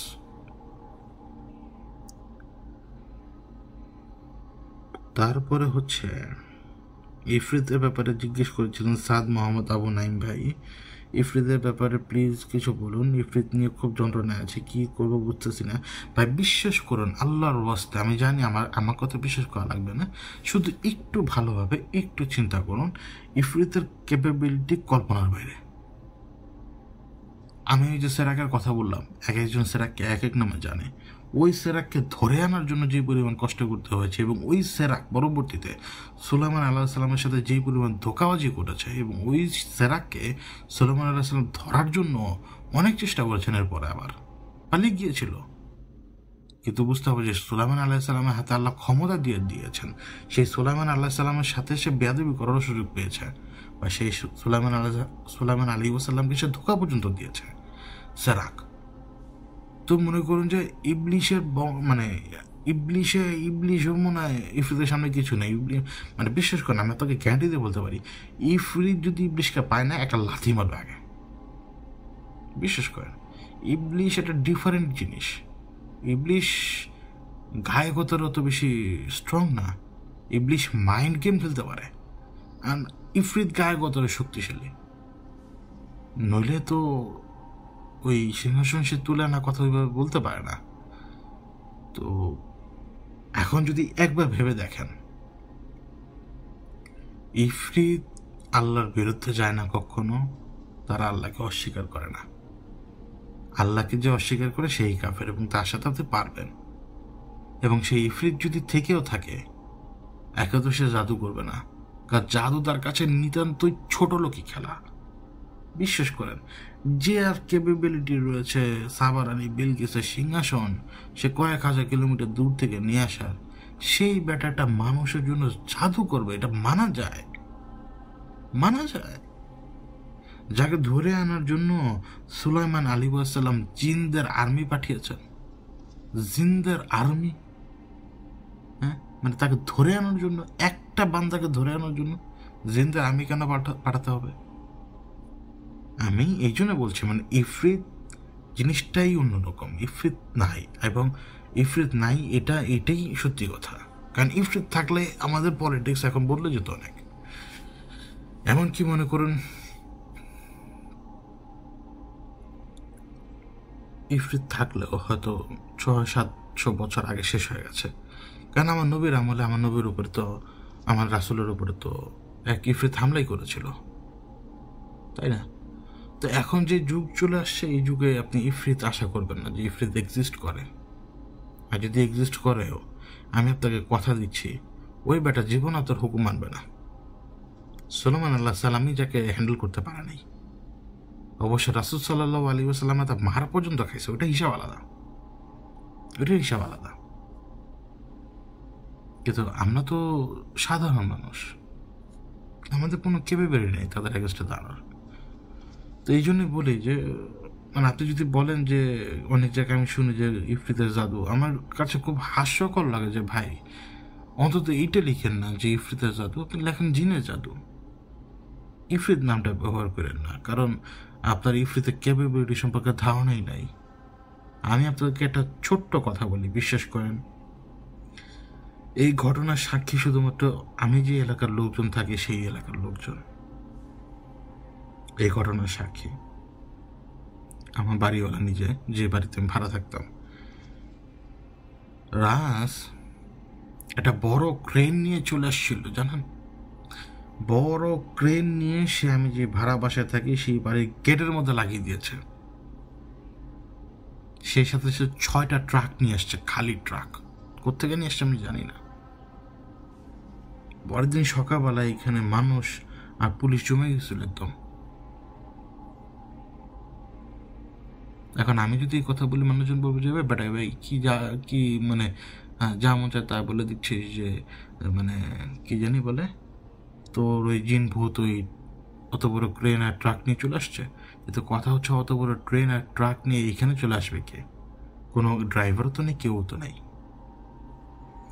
যখন 6টা ট্রাকের হেডলাইটের আলো জ্বলছিল ফুলে, এবং ক্রেন যে শব্দ করছিল ওই দিন রাতের বেলা, এটা শুধুমাত্র আমার এলাকার লোক জানে, অন্য কেউ জানে না। মানে সেটা ধারণা করা হয় আর কি যে চুরি হয়েছে, কিন্তু ওটা চুরি হয় নাই, কারণ ক্রেনের উপরে রাজ দাঁড়ানো ছিল, আমি নিজে দেখেছি ওকে। ও জানে যে আমি বাড়ি থেকে বেরোতে পারবো না, তো আমাকে সে বোঝাচ্ছিল যদি না ঢুকলে আমি একেবারে চলে আসবো তোর ঘর পর্যন্ত, মানে তোর বাড়ি পর্যন্ত।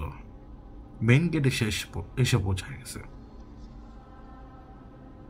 আমি শুধু আল্লাহ করছি, এবারে আমার হাতে কোনো অপশন ছিল না। তো সে যদি এই কাজ করতে পারে, ইফরিতে কি করতে পারে ভাবেন। তো যাই হোক, কিন্তু তার মানে এই না যে বলছে যে ঘটনাগুলো তারা যেটা বলে ভুল। আমি কারো ঘটনা বিচার করতে পারবো না, এই অধিকার আমাকে আল্লাহ দেয়নি। ইফরিত মানে তো জিন, তো ইফরিতের জাদু মানে জিনের জাদু, ওই হিসাবে ঠিক আছে, শুধু ইফরিত নামটা ব্যবহার না করলেই ভালো। এটাই আমি বলি যে এটা কোনো বেস কেউ দিতে পারবে না, কোনোভাবে দিতে পারবে না, মানে পারবে না।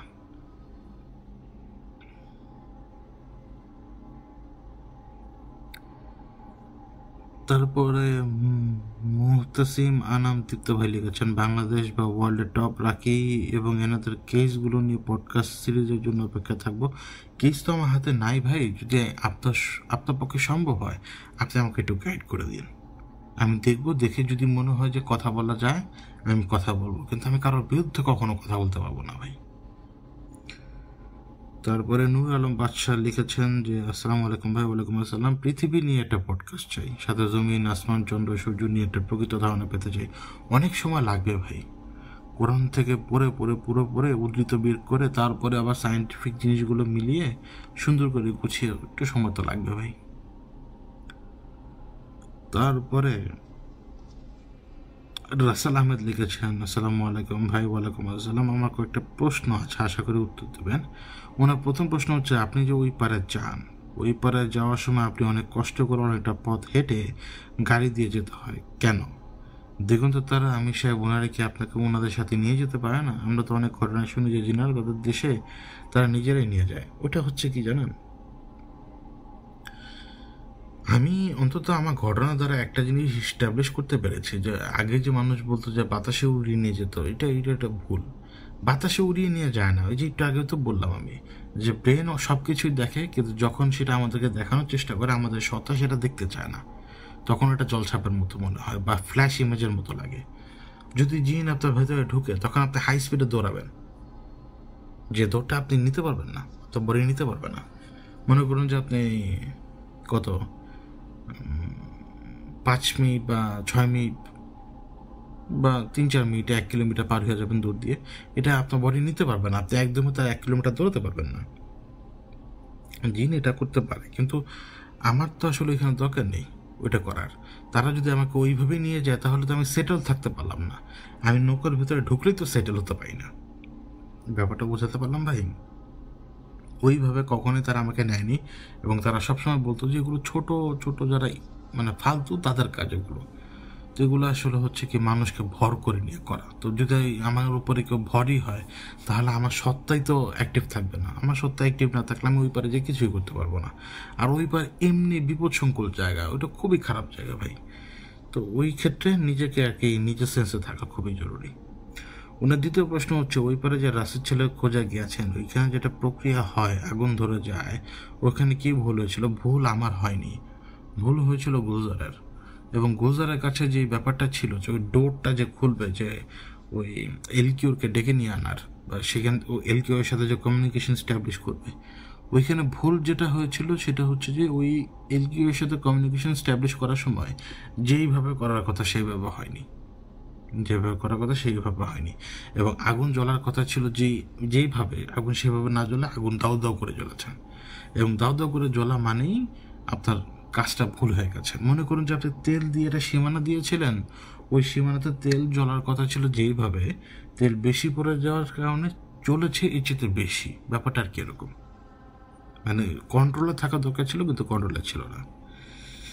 ওনার 3 নম্বর প্রশ্ন হচ্ছে, সমস্ত খারাপ কাজে তো শয়তানের হাত থাকে তা আমরা জানি, আর ফিলিস্তিনে যে হত্যাযজ্ঞ চলছে ওইখানে তো অবশ্যই শয়তানের হাত থাকতে পারে।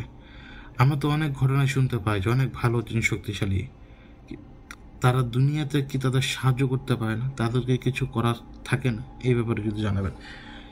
আমি এইটাই শেষ প্রশ্ন হিসেবে নিচ্ছি এখন। আমি আরও চাইলে অনেক প্রশ্নের উত্তর দিতে পারতাম, কিন্তু সময়টা হাতে কম। ওনার এই 3 নম্বর প্রশ্ন, যেটা মূলত ওই মানুষের বিপদে তারা সাহায্য করে না কেন? দেখুন, আমরা ফিলিস্তিনে তো এখানে নেই, ফিলিস্তিনে আমরা এখন আছি না। প্রথম জিনিস হচ্ছে আল্লাহ তাদেরকে অসীম ধৈর্য দিয়েছেন। 2 নম্বর জিনিস, একজন ভালোর বিপরীতে কম করে হলেও 500 জন দাঁড়ায়। ওই পারে বা ওদের ভিতরে সংখ্যা এত নগণ্য যে 50 জনের বিরুদ্ধে কখনো 1 লাখ দাঁড়িয়ে যায়, জানেন? আমি যখন ডে ডিসিশনটা প্রচার করি, ডে ডিসিশনে আমি বোঝানোর চেষ্টা করেছি যে একটা ছোট্ট গ্রুপ একটা বিশাল গ্রুপের সাথে পেরে উঠতে পারে না, তখন তাদের হাতে অপশন থাকে কি জানেন? জাস্ট সেভ ওয়ান লাইফ, একটা লাইফ বাঁচাও। ওই একটা লাইফ বাঁচাতে যে দেখা যাচ্ছে যে আরও 20,000 মরে যাচ্ছে চোখের সামনে। মানে যাকে যেভাবে পারছে জাস্ট ক্যালকুলেশন করারও টাইম থাকে না।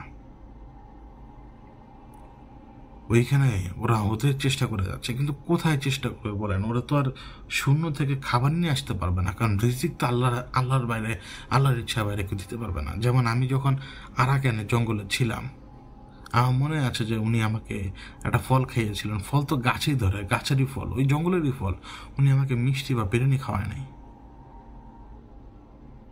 তো ব্যাপারটা হচ্ছে এরকম, হেল্প করে আমরা দেখবো না, কারণ সেখানে মানুষই হেল্প করছে তাদের, সেটাই আমরা দেখি না। আমরা শুধু ধ্বংসটাই দেখতে পাচ্ছি চোখে, জানেন? কারণ ধ্বংসর ভয়াবহতাই এমন।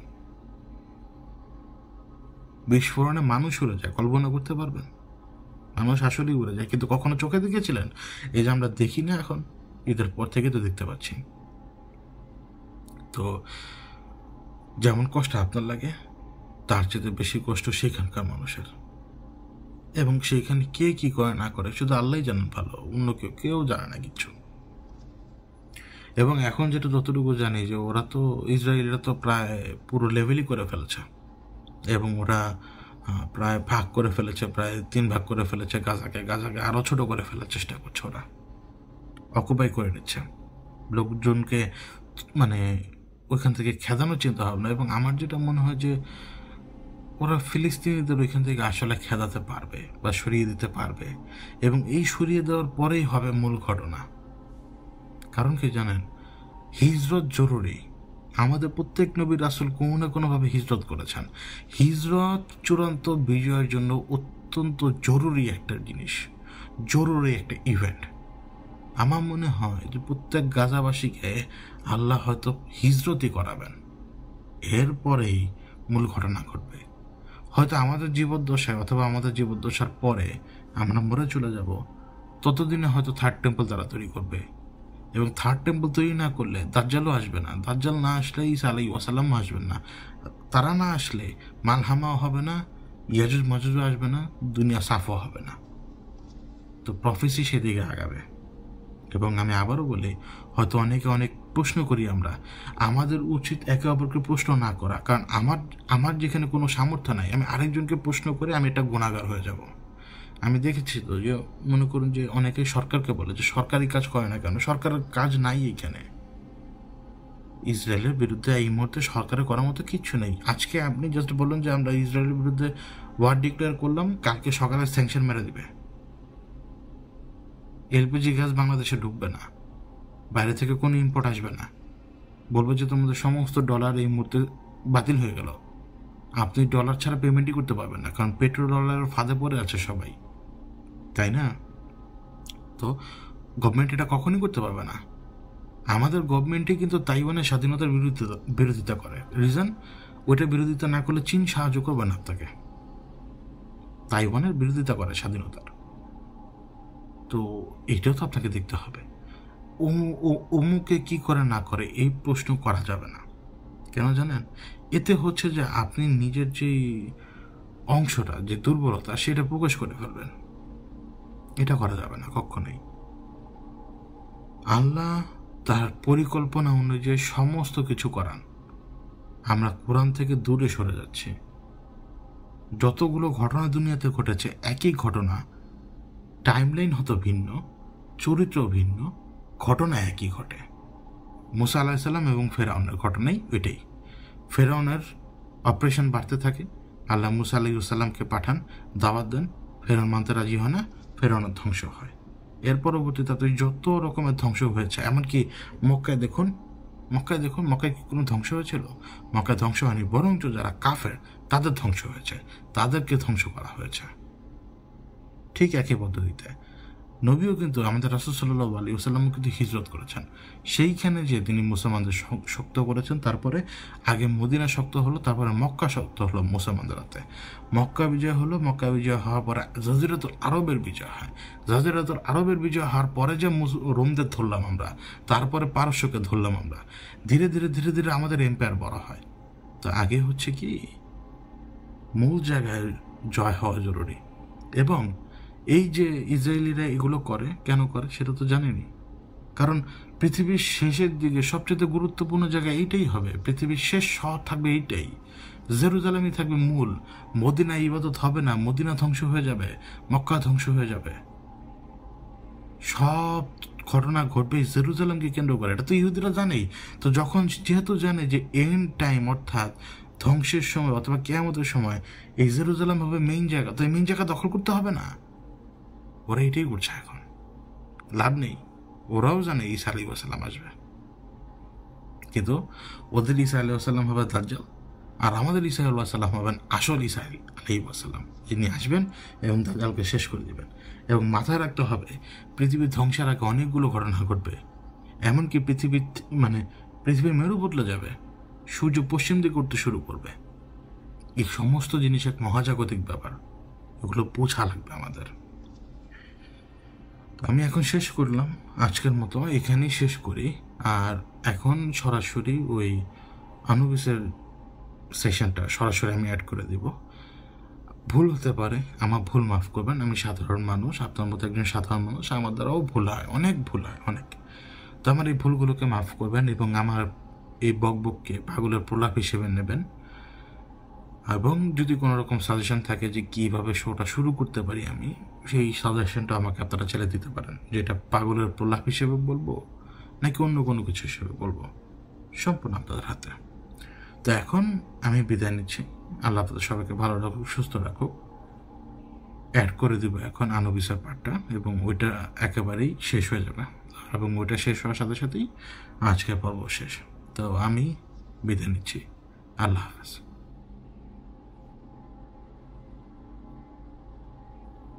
একটা সতর্কীকরণ বার্তা দেয় শুরুতেই।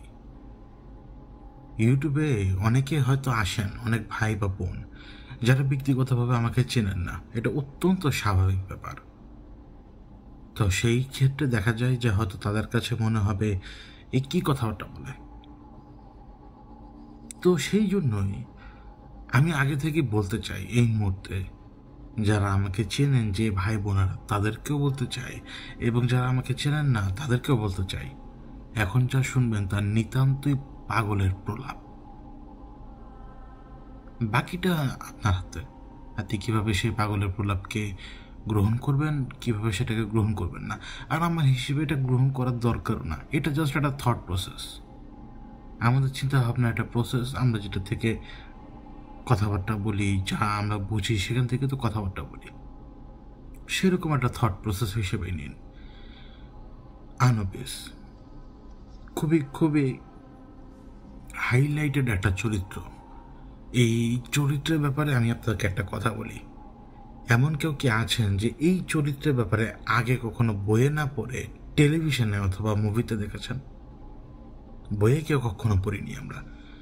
এবং যখন দেখা গেল যে আমরা কেউ না কেউ বুঝতে পারলাম যে এই যে এন্টিটিকে দেখায় আমাদেরকে, এই এন্টিটি একটা Egyptian god, so called god, তখন আমরা এদের ব্যাপারে রিসার্চ করতে গিয়ে হয়তো তাদের ব্যাপারে তখন জানতে পারি যে তারা এনশিয়েন্ট ইজিপশিয়ান সময়কার গড, যাদের পুজো করা হতো মূলত, এবং যাদের বিরুদ্ধেই মূলত আল্লাহ তার নবী এবং রাসূলদেরকে পাঠাতেন। কারণ মানুষ গোমরাহির মধ্যে লিপ্ত হয়ে যেত খুব সহজেই। আনুবিসও এরকম একটা পার্ট, কিন্তু আদতে কি আনুবিস এরকম একটা পার্ট, নাকি আনুবিস একটা জাস্ট ক্যারেক্টার, নাকি আনুবিস কোনো এন্টিটি, নাকি আনুবিসের কোনো পারপাস আছে, বা যেটাই হোক। দেখুন, যদি আপনি আমাকে বলেন, আমি বলবো এই প্রত্যেকটা এন্টিটির ব্যাপারে যা আমরা লিখিত অবস্থায় দেখি, ওসাইরিস বলুন, আইএসআইএস বলুন, মানে ইসিস বলুন বা আইএসএস বলুন, তারপরে হচ্ছে সেট, তারপরে আরও তো অনেক, খনসু, আরও কত কি, রা, মুট, তারা এক্সিস্ট করে। এখন বেঁচে আছে কিনা জানি না, কিন্তু তারা গড না। প্রথম কথা বলি, দুনিয়াতে গড বলতে কেউ নেই, সমস্ত সৃষ্টির মালিক আল্লাহ। এটাই হচ্ছে ঈমান, এটাই হচ্ছে আমাদের তাকওয়া, এবং এটাই সত্যি, এটাই নিরন্তর সত্যি। এ কখনো বদলাবে না। যুগে যুগে যুগে যুগে আপনি এরকম অনেক রকমের এন্টিটিকে দেখবেন।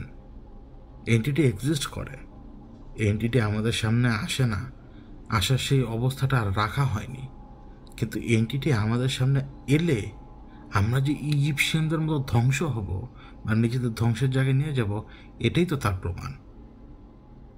যেই কথা এখন আমি আপনাদেরকে বলবো আনুবিসকে নিয়ে। আনুবিস এক্সিস্ট করে, এখন বেঁচে আছে কিনা আমি জানি না, কারণ আমি তো জানি না তাকে কীভাবে সম্মান করতে হয়, তাকে কীভাবে ডাকতে হয় সেটা আমি জানি না, দরকারও নেই। কারণ তারা ইজিপশিয়ানদের কাছে, মানে সেই প্রাচীন ইজিপশিয়ানদের কাছে গড, এক একজন এক এক জিনিস হয় গড। তারা তো কখনো আল্লাহর দেখা পায়নি। আল্লাহর দেখা পেলেও, আল্লাহর বাণী পেলেও, আল্লাহর যে দাওয়াত নিয়ে আসা মুসা আলাইহিসসালামকে তারা নিজের চোখে দেখেও পাত্তা দেয়নি। এটাও আমাদের স্বভাব, আমরা মানুষ এরকমই। আজকে যদি এই কঠিন অবস্থাতে, অবশ্য না কিন্তু তারপরও যদি এই কঠিন অবস্থাতে সত্যিকার অর্থেই ঈসা আলাইহিসসালাম যদি আসেন, আমরা মানতেই চাবো না। এটা হচ্ছে আমরা। দুনিয়াতে আল্লাহ বিভিন্ন সময় বিভিন্নভাবে নলেজ পাঠিয়েছেন, সব সময় সমস্ত নলেজ আল্লাহর কাছ থেকে আসে আমাদের কাছে। আমাদের নিজস্ব কোনো চিন্তা ভাবনা নেই। কেন বলছি? আপনি আমি কোনো কিছু উদ্ভাবন করতে পারবো না, কখনোই পারবো যদি সেই চিন্তাটা মাথার মধ্যে না আসে। চিন্তাটা কোত্থেকে আসছে? আমাদের স্বাধীন সত্তার সেই ক্ষমতা নেই কোনো কিছু চিন্তা করার। হয় তাকে ফিট করানো হয়, না হলে তাকে দেওয়া হয়। ফিট করানোর কথা তো আগেই বলে আসছি, সেটা শয়তান ফিট করাতে থাকে। আর যে জ্ঞান আল্লাহ দেন, সেই জ্ঞান বান্দা যখন নিজের ভেতরে পায়, তখন সেই জ্ঞান পাওয়ার সময় সে পুলকিত অনুভব করে, তার মধ্যে অস্থিরতা কাজ করে না। কিন্তু যখন কোনো কিছু ফিট করানো হয় শয়তানের পক্ষ থেকে, তখন সেটা ফিট করার সময় আপনি অস্বস্তি অনুভব করবেন, আপনার ব্রেন ক্যারাবেরা হয়ে যাবে। এই যে মনে করুন যে এডিসনের লাইট বাল্ব আবিষ্কার করা, তার মাথায় একটা জিনিস ছিল না, যে একটা সূক্ষ্ম তারের মধ্য দিয়ে যদি ভোল্টেজটাকে পাস করানো যায় হাই অ্যাম্পিয়ারে, অথবা বেশি ভোল্টেজে লো অ্যাম্পিয়ার, অথবা কম ভোল্টেজে হাই অ্যাম্পিয়ার পাস করিয়ে সেখানে যদি উত্তাপের কারণে যদি হালকা আলো আসে, তাহলে সেটাকে কোনোভাবে কি ক্যাপচার করে বা কোনো একটা পরিবেশে রেখে সেখান থেকে ভালো আলো কি পাওয়া যায় না? এই থটটা তো আল্লাহ দেন। আল্লাহ আপনাকে একটা থট দিলেন, এডিসনের ভেতরে সে চিন্তাটা দিলেন, তুই বাল্ব এভাবে তৈরি কর। এবং আল্লাহ আপনাকে যে জ্ঞান দেবেন, সেই জ্ঞান কি এক সেকেন্ডে আপনি সেটা ম্যানেজ করতে পারবেন? পারবেন না।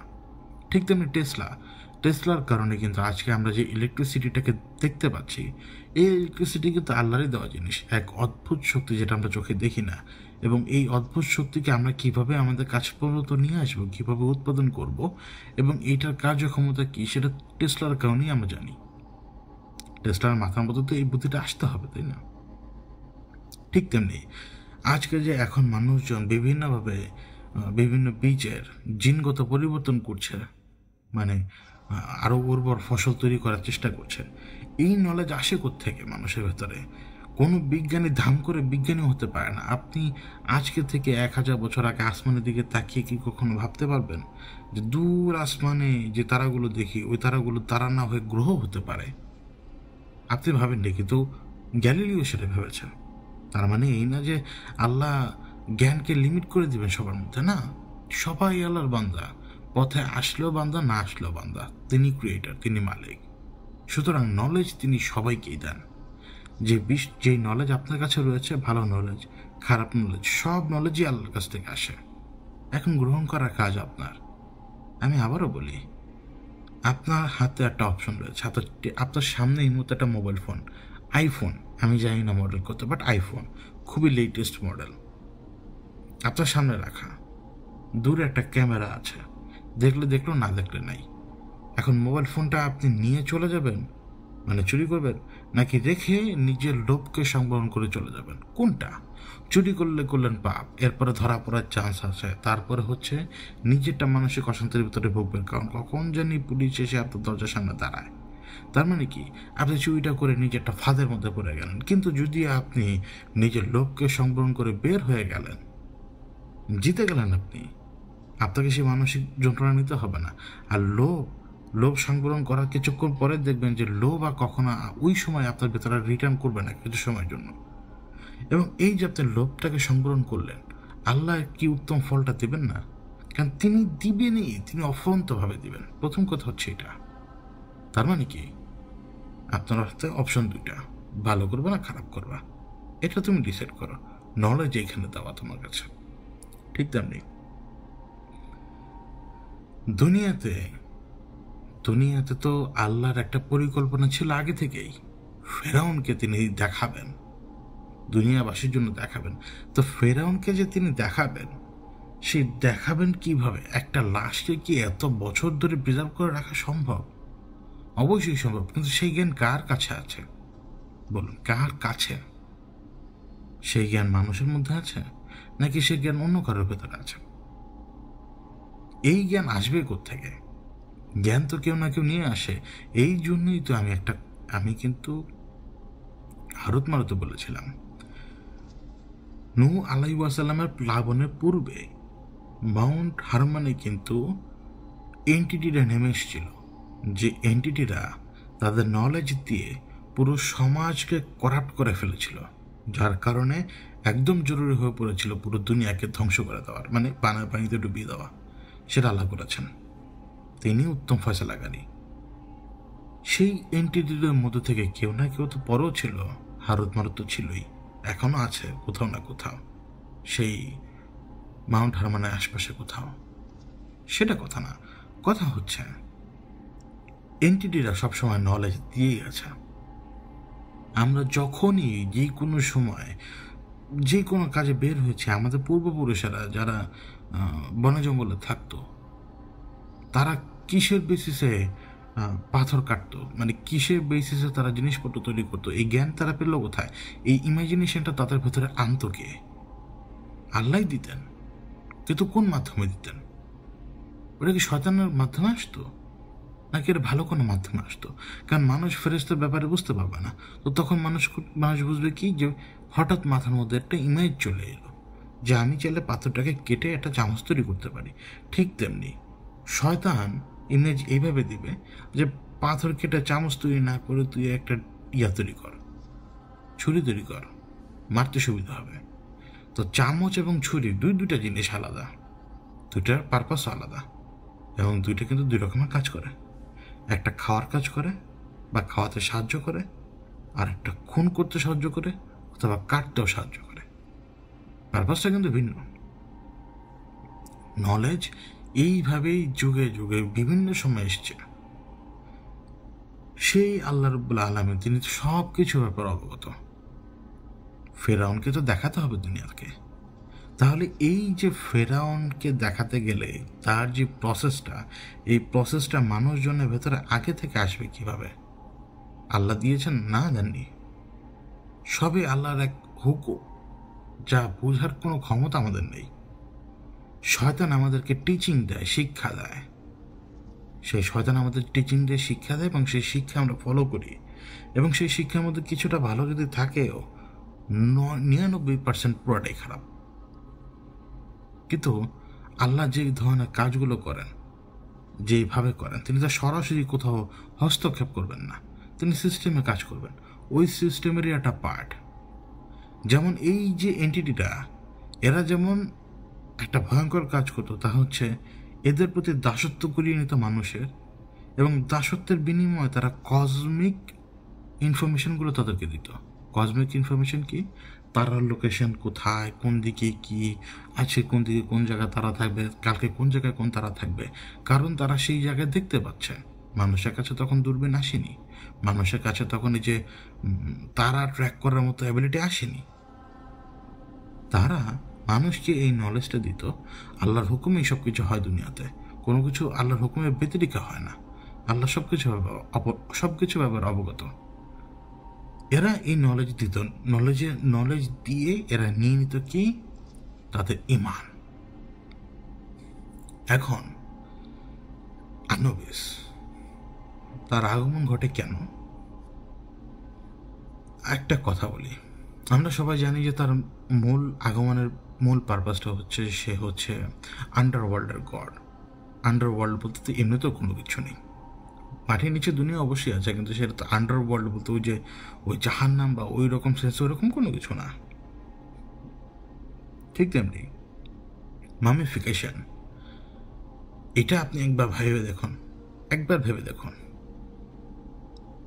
আপনি জীবিত আছেন, কিন্তু আপনার পরিবারের একজন সদস্য জীবিত নেই, তাকে মামিফাই করা হলো, তাকে মামিফাই করার পরে তাকে রেখে দেওয়া হলো, এবং যত সময় যাবে তার মামিফিকেশন হওয়ার পরও কিছুটা হলেও তার ডিকে হবে তার শরীরের। কিন্তু এমনও হতে পারে যে আপনি আপনার মৃত্যুর আগ মুহূর্ত পর্যন্ত দেখবেন যে আপনার সেই মৃত্যুর আত্মীয়টি তখনও সেইখানে, ওই যে মামিফিকেশন করার কারণে সতেজ লাগছে না, দেখছে না, তাকে তাকিয়ে দেখছে না, কিন্তু তাকে সতেজ লাগছে। এই ব্যাপারটা কেমন অদ্ভুত না? এখন কিন্তু আপনি মরে যাবেন, কিন্তু ওই যে বললাম আপনি কিন্তু দেখতে পাচ্ছেন যে আপনার সেই আত্মীয় সেইখানে তখনও স্টিল, চোখ বোঝা, সে কিন্তু মৃত কিন্তু সে তখনও সজীব। এটা হচ্ছে মামিফিকেশনের মূল মিরাক্কেল। ওই সময় এই জ্ঞান কে দিবে যে কিভাবে মস্তিষ্ক পরিষ্কার করতে হবে, কিভাবে পেটের গার্ড বলতে আমাদের পেটের যে নাড়িভুড়ি সিস্টেম, এটাকে কিভাবে সরাতে হবে, তারপরে কিভাবে করলে এই বডিটা প্রিজার্ভ থাকবে, কোন কোন কেমিক্যাল ব্যবহার করতে হবে, কোন কোন ধরনের পানি ব্যবহার করতে হবে, মানে রাসায়নিক পানি, এবং কিভাবে নীল নদী নাকি নীল হ্রদ, আমার মাথার এই মতো ঠিক নেই, এই জন্য বলতে পারছি না, তো ধরলাম যে নীল নদী, নীল হ্রদও হতে পারে, যাই হোক, নীল নদী থেকে, যেটাকে নাইল আর কি বলে তারা, তো নাইল থেকে কোন ধরনের পানি, কোন জায়গা থেকে পানি নিয়ে সেই জায়গার পানি কতটুকু অ্যালকালাইন, কতটুকু সল্টি, কতটুকু মিষ্টি, এসব কিছু মানুষ বুঝবে না। এই সমস্ত ব্যাপারে চিন্তা করা মানুষের পক্ষে সম্ভব না, কারণ মানুষের মস্তিষ্কের একটা লিমিটেশন রয়েছে, তাদের কোনো ব্রেনই নেই,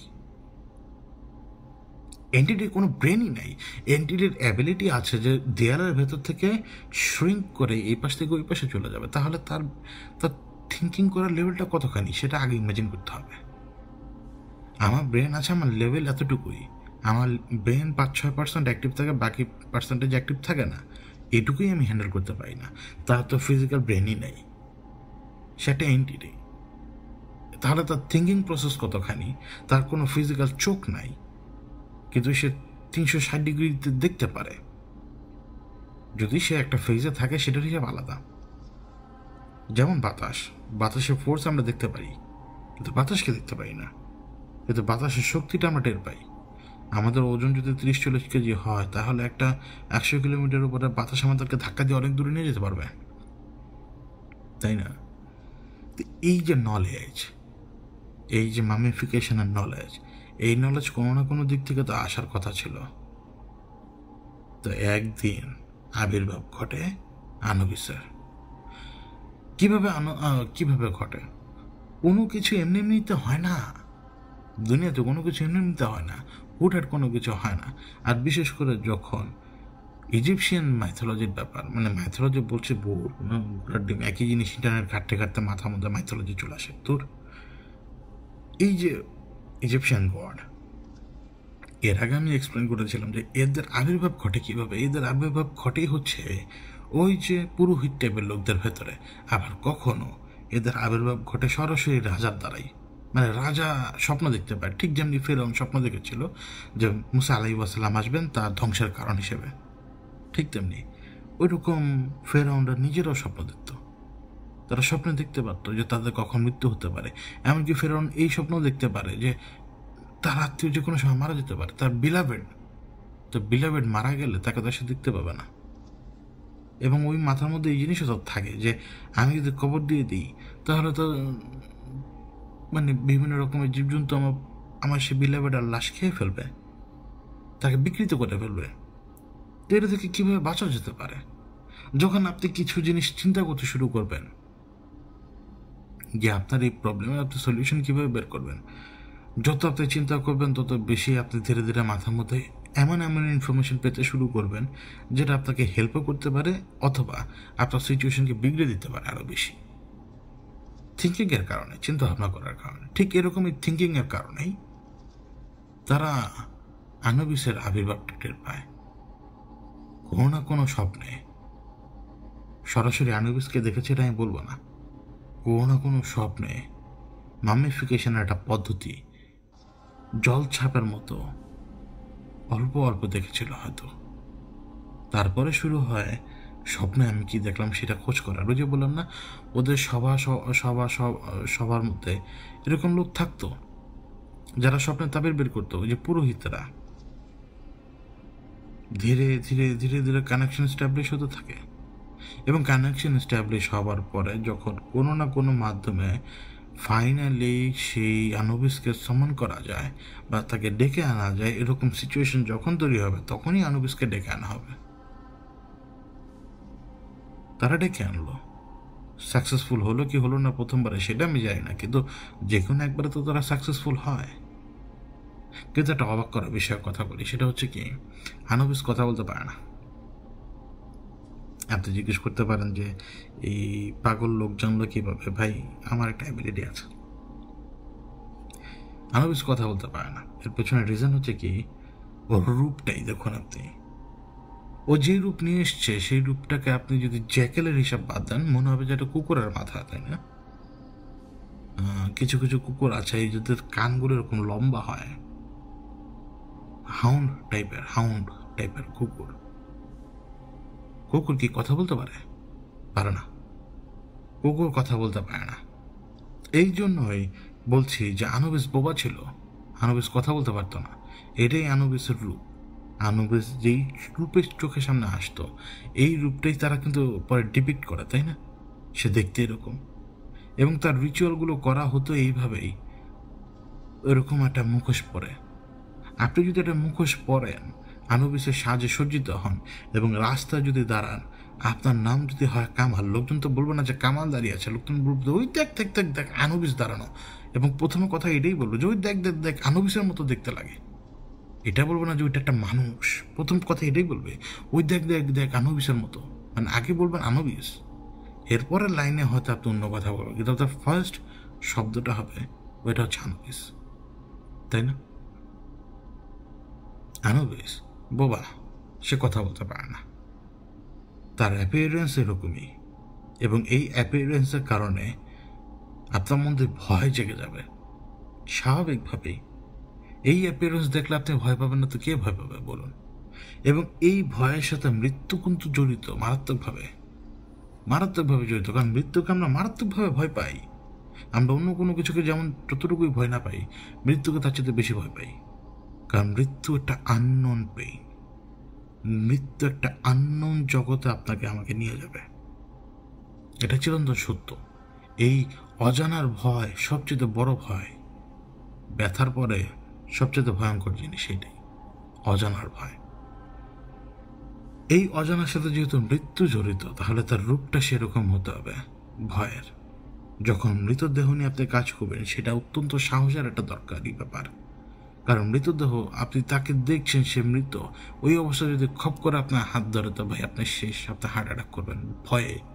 আবার হাত ধরে চোখ খুলে বললো তুই কে রে, তুই আমাকে খুন করছিস, হ্যাঁ ঘোড়ার ডিম, যাই বললো, আপনি হার্ট ফেল করে ফেলবেন। রিজন হচ্ছে কি, আপনি জানেন ডেড বডি চোখ খোলে না, ডেড বডি হাত ধরে না। তো এই ডেড বডির মামিফিকেশন কীভাবে করবেন এখন? তো এখানে যেহেতু ভয় জড়ানো, এইখানে আফটার লাইফের ব্যাপারটাও জড়ানো, যে ওরা ভাবছে যে মরে যাওয়ার পরে, দেখুন আফটার লাইফ ওরা বিশ্বাস করতো, তো মরে যাওয়ার পরে যদি আমাকে শাস্তি দেয়, আমাকে যদি পচিয়ে গুলিয়ে ছারকার করে ফেলে, তো এর থেকে বাঁচার উপায় কি? তখন আনুবিস এইটাই তাদেরকে শিখায়, মামিফিকেশন, তাই না? মামিফিকেশনটা তো আনুবিসই শিখায়। কিন্তু আপনি ওই যে বললাম না, ব্রেন কিভাবে বের করবেন, কারণ এটা ফ্যাট, ব্রেন হচ্ছে ফ্যাট, এটা নষ্ট হবে। আপনার পেটের ভিতরে গাট রয়েছে, গাটের ভিতরে ব্যাকটেরিয়া রয়েছে, গাট বলতে নাড়িভুঁড়ি, এর ভেতরে ব্যাকটেরিয়া রয়েছে। আমরা মরলে সবার আগে আমাদের পেটের নাড়িভুঁড়িগুলো পচে, ভেতরে পচে কালো হয়ে যায়। আমাদের পেটের ভেতরে ব্যাকটেরিয়াই আমাদের নাড়িভুঁড়িগুলোকে আগে খেয়ে ফেলে, যেটা হচ্ছে আমরা ময়লা আকারে বের করে ফেলি। এই জ্ঞানটা খুবই জরুরি। এটা কি মানুষের কাছ থেকে আসা সম্ভব? মানুষের কি সেই দৃষ্টিকোণ আছে? মানুষ কি আপার বডি থেকে স্ক্যান করতে পারে আরেকজনের পেটের ভিতরে কি আছে? না, তারা পারে, কারণ তাদের সে ফিজিক্যাল বডিই নাই, তাদের দৃষ্টিভঙ্গি নাই সেরকম আমাদের মতো। তারা যেভাবে দেখতে পারে আমরা সেভাবে দেখতে পাই না। এই মামিফিকেশনের পদ্ধতিটা সে আমাদেরকে শেখায়। আমাদেরকে শেখানোর কারণে কিন্তু আমরা আজকে কিন্তু এই পুরোপুরি মামি দেখতে পাই, মামিফাইড বডিগুলো আমরা দেখতে পাই, যারা মারা গিয়েছে সেই কত হাজার বছর আগে। মানুষের নলেজ এটা কখনোই ছিল না। এটাই তো ইজিপশিয়ানরা বলে আসছে বারবার যে আনুবিস হচ্ছে মামিফিকেশন করা সেই গড, যে মামিফাই করা সব কিছু, যা বদলতে আমরা মামি আজকে দেখি। ইজিপশিয়ানরা বলে আসছে, আমরা কি অস্বীকার করতে পারবো? সেটা পারবো না। তো এই জ্ঞানটা আনুবিসের কাছ থেকে আসে, এবং আনুবিস যেহেতু তার রূপ ওই রকম, সে কথা বলবে না। আমি আবারও বলি, আনুবিস কিন্তু বোবা, সে কথা বলতে পারে না। এখন সে বোঝাবে কিভাবে? সে তার অন্যান্য বডির অংশগুলো মুভ করিয়ে করিয়ে অন্যান্য, ধরুন কথার কথা, একটা বোল সে ধরে আনলো, যে বোলের ভেতরে নাইল নদীর কোনো এক অংশের অ্যালকালাইন পানি অথবা কোনো এক অংশের সল্টি পানি নিয়ে আসছে। সল্টি পানিও হতে পারে, লবণের পানিও হতে পারে, কারণ শুটকি তৈরি করতে গেলে লবণ পানির একটা ভালো রকমের ব্যাপার থাকে এর মধ্যে। কারণ মামি আর যাই হোক, মানুষের শুটকি তো নাকি ভুল কথা বললাম? মামি আর যাই হোক, মানুষের শুটকি তো, তাই না? অন্য কিছু তো না, কি মনে হয়? তো যাই হোক, মানুষের শুটকি, সরি, না না শুটকি না, পরে আবার শুটকি খেতে পারবেন না। মামিফাইড বডি, তো সেটাকে প্রিজার্ভ করার ক্ষেত্রে বডি থেকে যেরকম কিছু কিছু কেমিক্যাল আপনাকে ফেলে দিতে হবে, ওই যে গাট, এই সমস্ত জিনিসপত্র, ভেতরের ময়লা, এমনকি লিভার সহ, আবার লিভার অনেক ঝামেলা করে না, লিভার করে না, গাটগুলোই করে মূলত।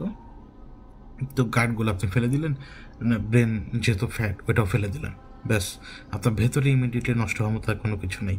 বাকি সব কিছুর উপরে আপনাকে সেই এমব্লাম করার সেই কেমিক্যালগুলো ব্যবহার করতে হবে, যে কেমিক্যালের ব্যাপারে নলেজ মানুষের কাছে আসবে না, সেই নলেজ সে এন্টিটি দিবে। ওই যে বললাম না, মাউন্ট হারমানে নূহ আলাইসাল্লামের প্লাবনের পূর্বে, ওই ইদ্রিস আলাইসাল্লামের সময় মাউন্ট হারমানে যারা এসেছিল তাদের কাছে নলেজ ছিল, এবং ওই নলেজ দিয়েই তারা পুরো দুনিয়াকে ছারখার করে ফেলেছিল। কারণ নলেজ, ভালো নলেজের চেয়ে খারাপটাই মানুষ গ্রহণ করে বেশি, তাই না? তো এইখানে যে নলেজটা নেওয়া হচ্ছিল, সেই নলেজটা তাদের কাছে মনে হচ্ছে ভালো, কিন্তু আমাদের দৃষ্টিতে তা সুন্দর না। আমাদের দৃষ্টিতে আমাদের উপরে হুকুম কি? কেউ মারা গেলে তাকে কবরস্থ করতে হবে, তাই না? কিন্তু তারা নিজেদের ভাবে গড, তারা মানুষের সামনে সাজে, অভিনেতার মতো রূপে সাজে যে আই এম দ্য গড, পিছন দিয়ে আরেকজনের সামনে যে হাত পায়ে দেখো যে হুজুর আমার একটু হেল্প করেন, আমার মানুষের সামনে দেখান যে আমি গড, তারপর মানুষের সামনে যে আবার বলে যে দেখো আই এম দ্য গড, ওদিকে যে আরেকজনের কাছে যে হাত পাতে। কিন্তু যার কাছে হাত পাতে তাকে নলেজ আবার আল্লাহ দিচ্ছেন, নলেজ আবার আল্লাহ তাকে দিচ্ছে, সেই আনুবিসকে। ওই নলেজ পেল কোত্থেকে? এটার উত্তর কেউ দিতে পারবো না আমরা। কিন্তু আমি আবারও বলি, নলেজ কিন্তু আল্লাহর তরফ থেকে আসে। ওই কেমিক্যাল নলেজগুলো, এই কেমিক্যাল ব্যাপার স্যাপারগুলো আপ ডাউন কোনো জায়গায় একটু এদিক সেদিক হলে তো পুরো মামিফিকেশনের ইয়াটাই বদলে যাবে, তাই না? স্ট্রাকচারটাই তো বদলে যাবে, মামিফিকেশনের পুরো স্ট্রাকচারটা। একটা লাশ বছর টিকে থাকতে পারবে না, কারণ আর যাই হোক মাছি উড়ে তো আসবে, এবং মাছে যদি উড়ে আসে, মাছের পায়ের সাথে বিভিন্ন ধরনের রোগ জীবাণু আসে, ব্যাকটেরিয়া আসে, মাছি নিজেও ডিম পারে, তার উপরে হচ্ছে মাছের শরীরে তো 100% কৃমির পাবেন, ডিম পাবেন। তো সেই লাশের উপরে বসলে সেই লাশের উপরে কি ওই ইনফেকশনটা হবে না? তো সেই ইনফেকশনটা যাতে না হয়, চামড়ার উপরে তো সেই প্রোডাক্টটা দিতে হবে, তো তারা তো সেটা দিত, সেই রিচুয়াল ফলো করতো তারা, যেটা আনুবিসের কাছ থেকে তারা দেখতো। আমি বললাম তো যে আনুবিস ইশারায় দেখাতো, এবং এই ধরনের গডের সামনে ওরা কেউ কথা বলতে পারতো না। বিশেষ করুন এই ধরনের গড, সো কল্ড গড, ওরা কিন্তু গড না, ওরা এন্টিটি।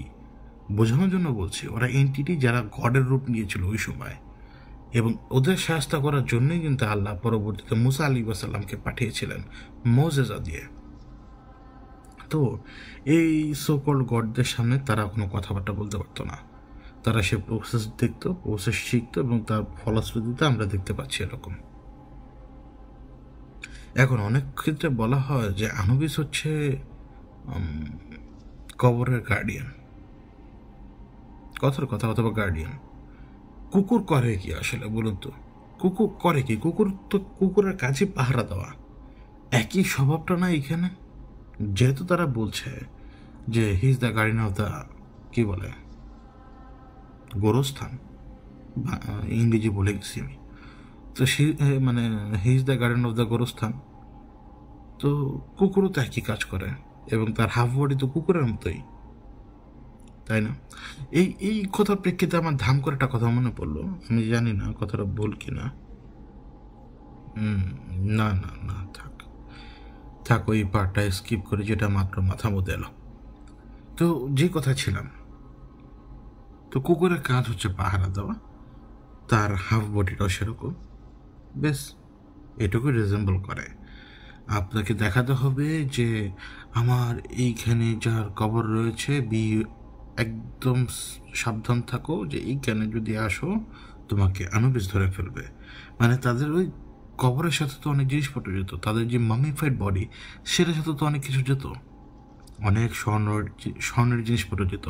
এবং স্বর্ণ কিন্তু এখানে সেখানে বানানো জিনিস না, স্বর্ণ কিন্তু একটা রেয়ার মেটাল এবং অত্যন্ত দামি। এবং এই স্বর্ণ আপনি পাবেন পৃথিবীর কোরে, মোল্টেন করে। এবং এই যে অগ্নুৎপাত হয় না, বা বিভিন্ন সময় বড় ধরনের ভূগর্ভস্থ বিস্ফোরণ ঘটেছিল না, এই সমস্ত জায়গা থেকে এই সমস্ত খনিজ পদার্থ বেরিয়ে আসে। আপনি মাইনিং করতে পারবেন না স্বর্ণ যদি স্বর্ণের পাহাড় সেখানে না থাকে।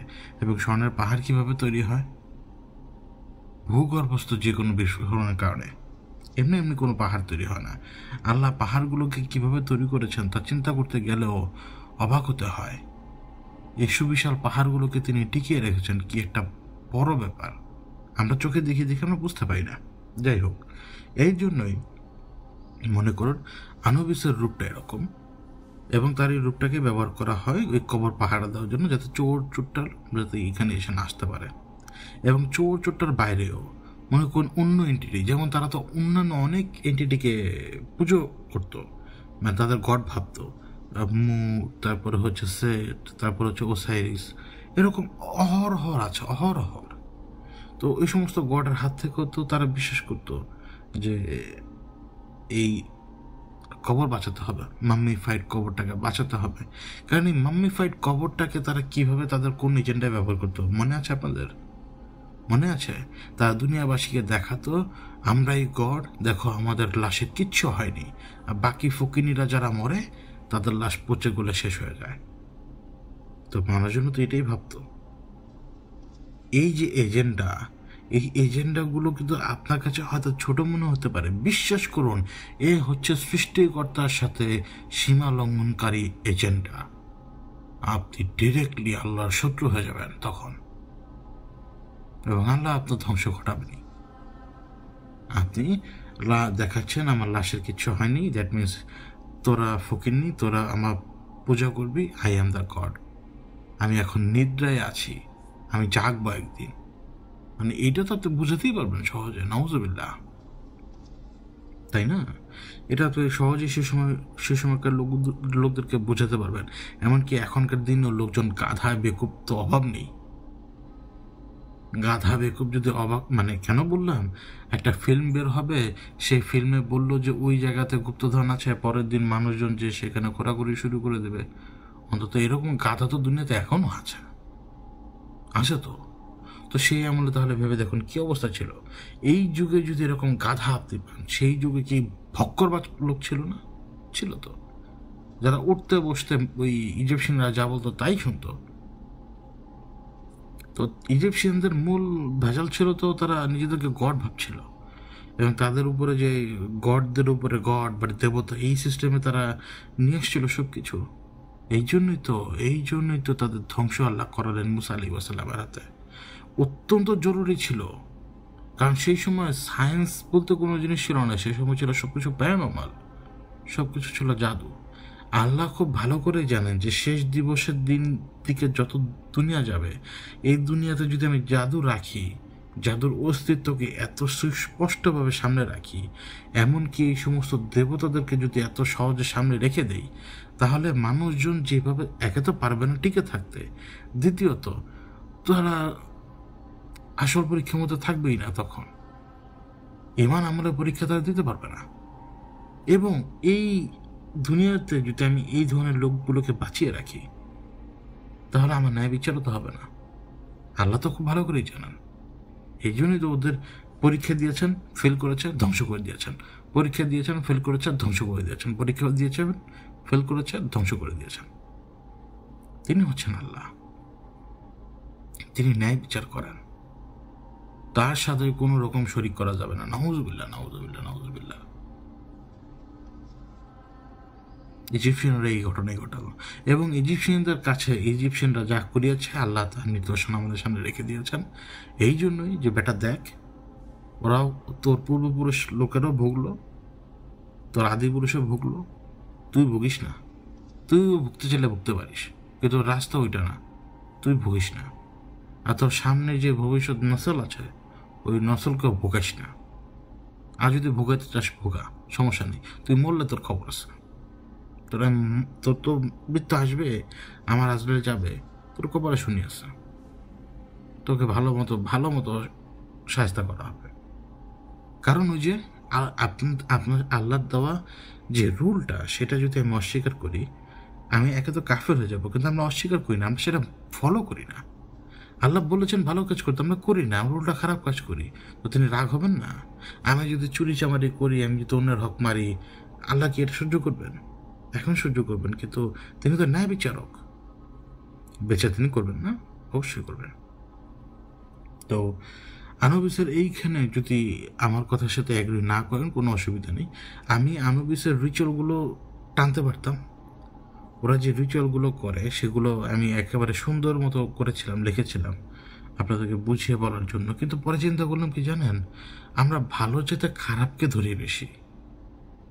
আমি যদি আজকে রিচুয়ালটা বুঝাই আপনাকে, ওই যে ওদের যে সাংকেতিক চিহ্নতে যে রিচুয়ালগুলো লেখা ছিল, এগুলো যদি বুঝাই, এটা শোনার জন্য যেমন ভালো, ঠিক তেমনি কেউ না কেউ ভুল রাস্তায় হাঁটতো, ওই কাজ তো আমি করতে পারি না। এই জন্য আমি করেছি যে যেটা আমি লিখেছিলাম সেটা ছেড়ে ফেলে দিয়েছিলাম। আমি যেন থাক, আমার দরকার নেই। বরং আমি আমার মুখ দিয়ে 2-4টা কথা বলি, যে কথাগুলো হয়তো শুনলে অনেকে পছন্দ নাও করতে পারে, কিন্তু আলটিমেট কথা হচ্ছে কি, আমাদের মালিক আল্লাহ, এবং আমাদের সামনে অতীতে যা যা ছিল এই সব কিছু আমাদের জন্য নিদর্শন। এখন আমাদের সামনে যা রয়েছে তা হচ্ছে হুকুম। আমরা পালন করলে আমাদের জন্য জান্নাত, আমরা পালন না করলে আমাদের জন্য জাহান্নাম। তো আনুবিসের পার্টটা এখানেই শেষ।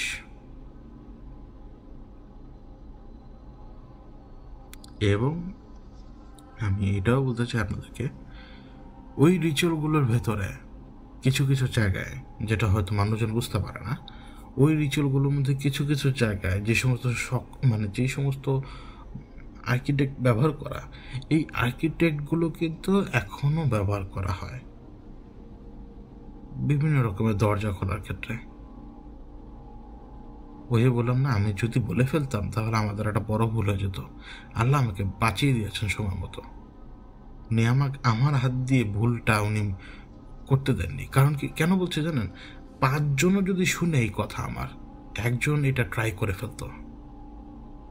ফেলতোই। আমি অহরহ জানি মানুষ নিষিদ্ধ জিনিসের প্রতি মানুষের আগ্রহ বেশি, কারণ যে চোখে দেখে না ঘটনা কি হয়। এই জন্যই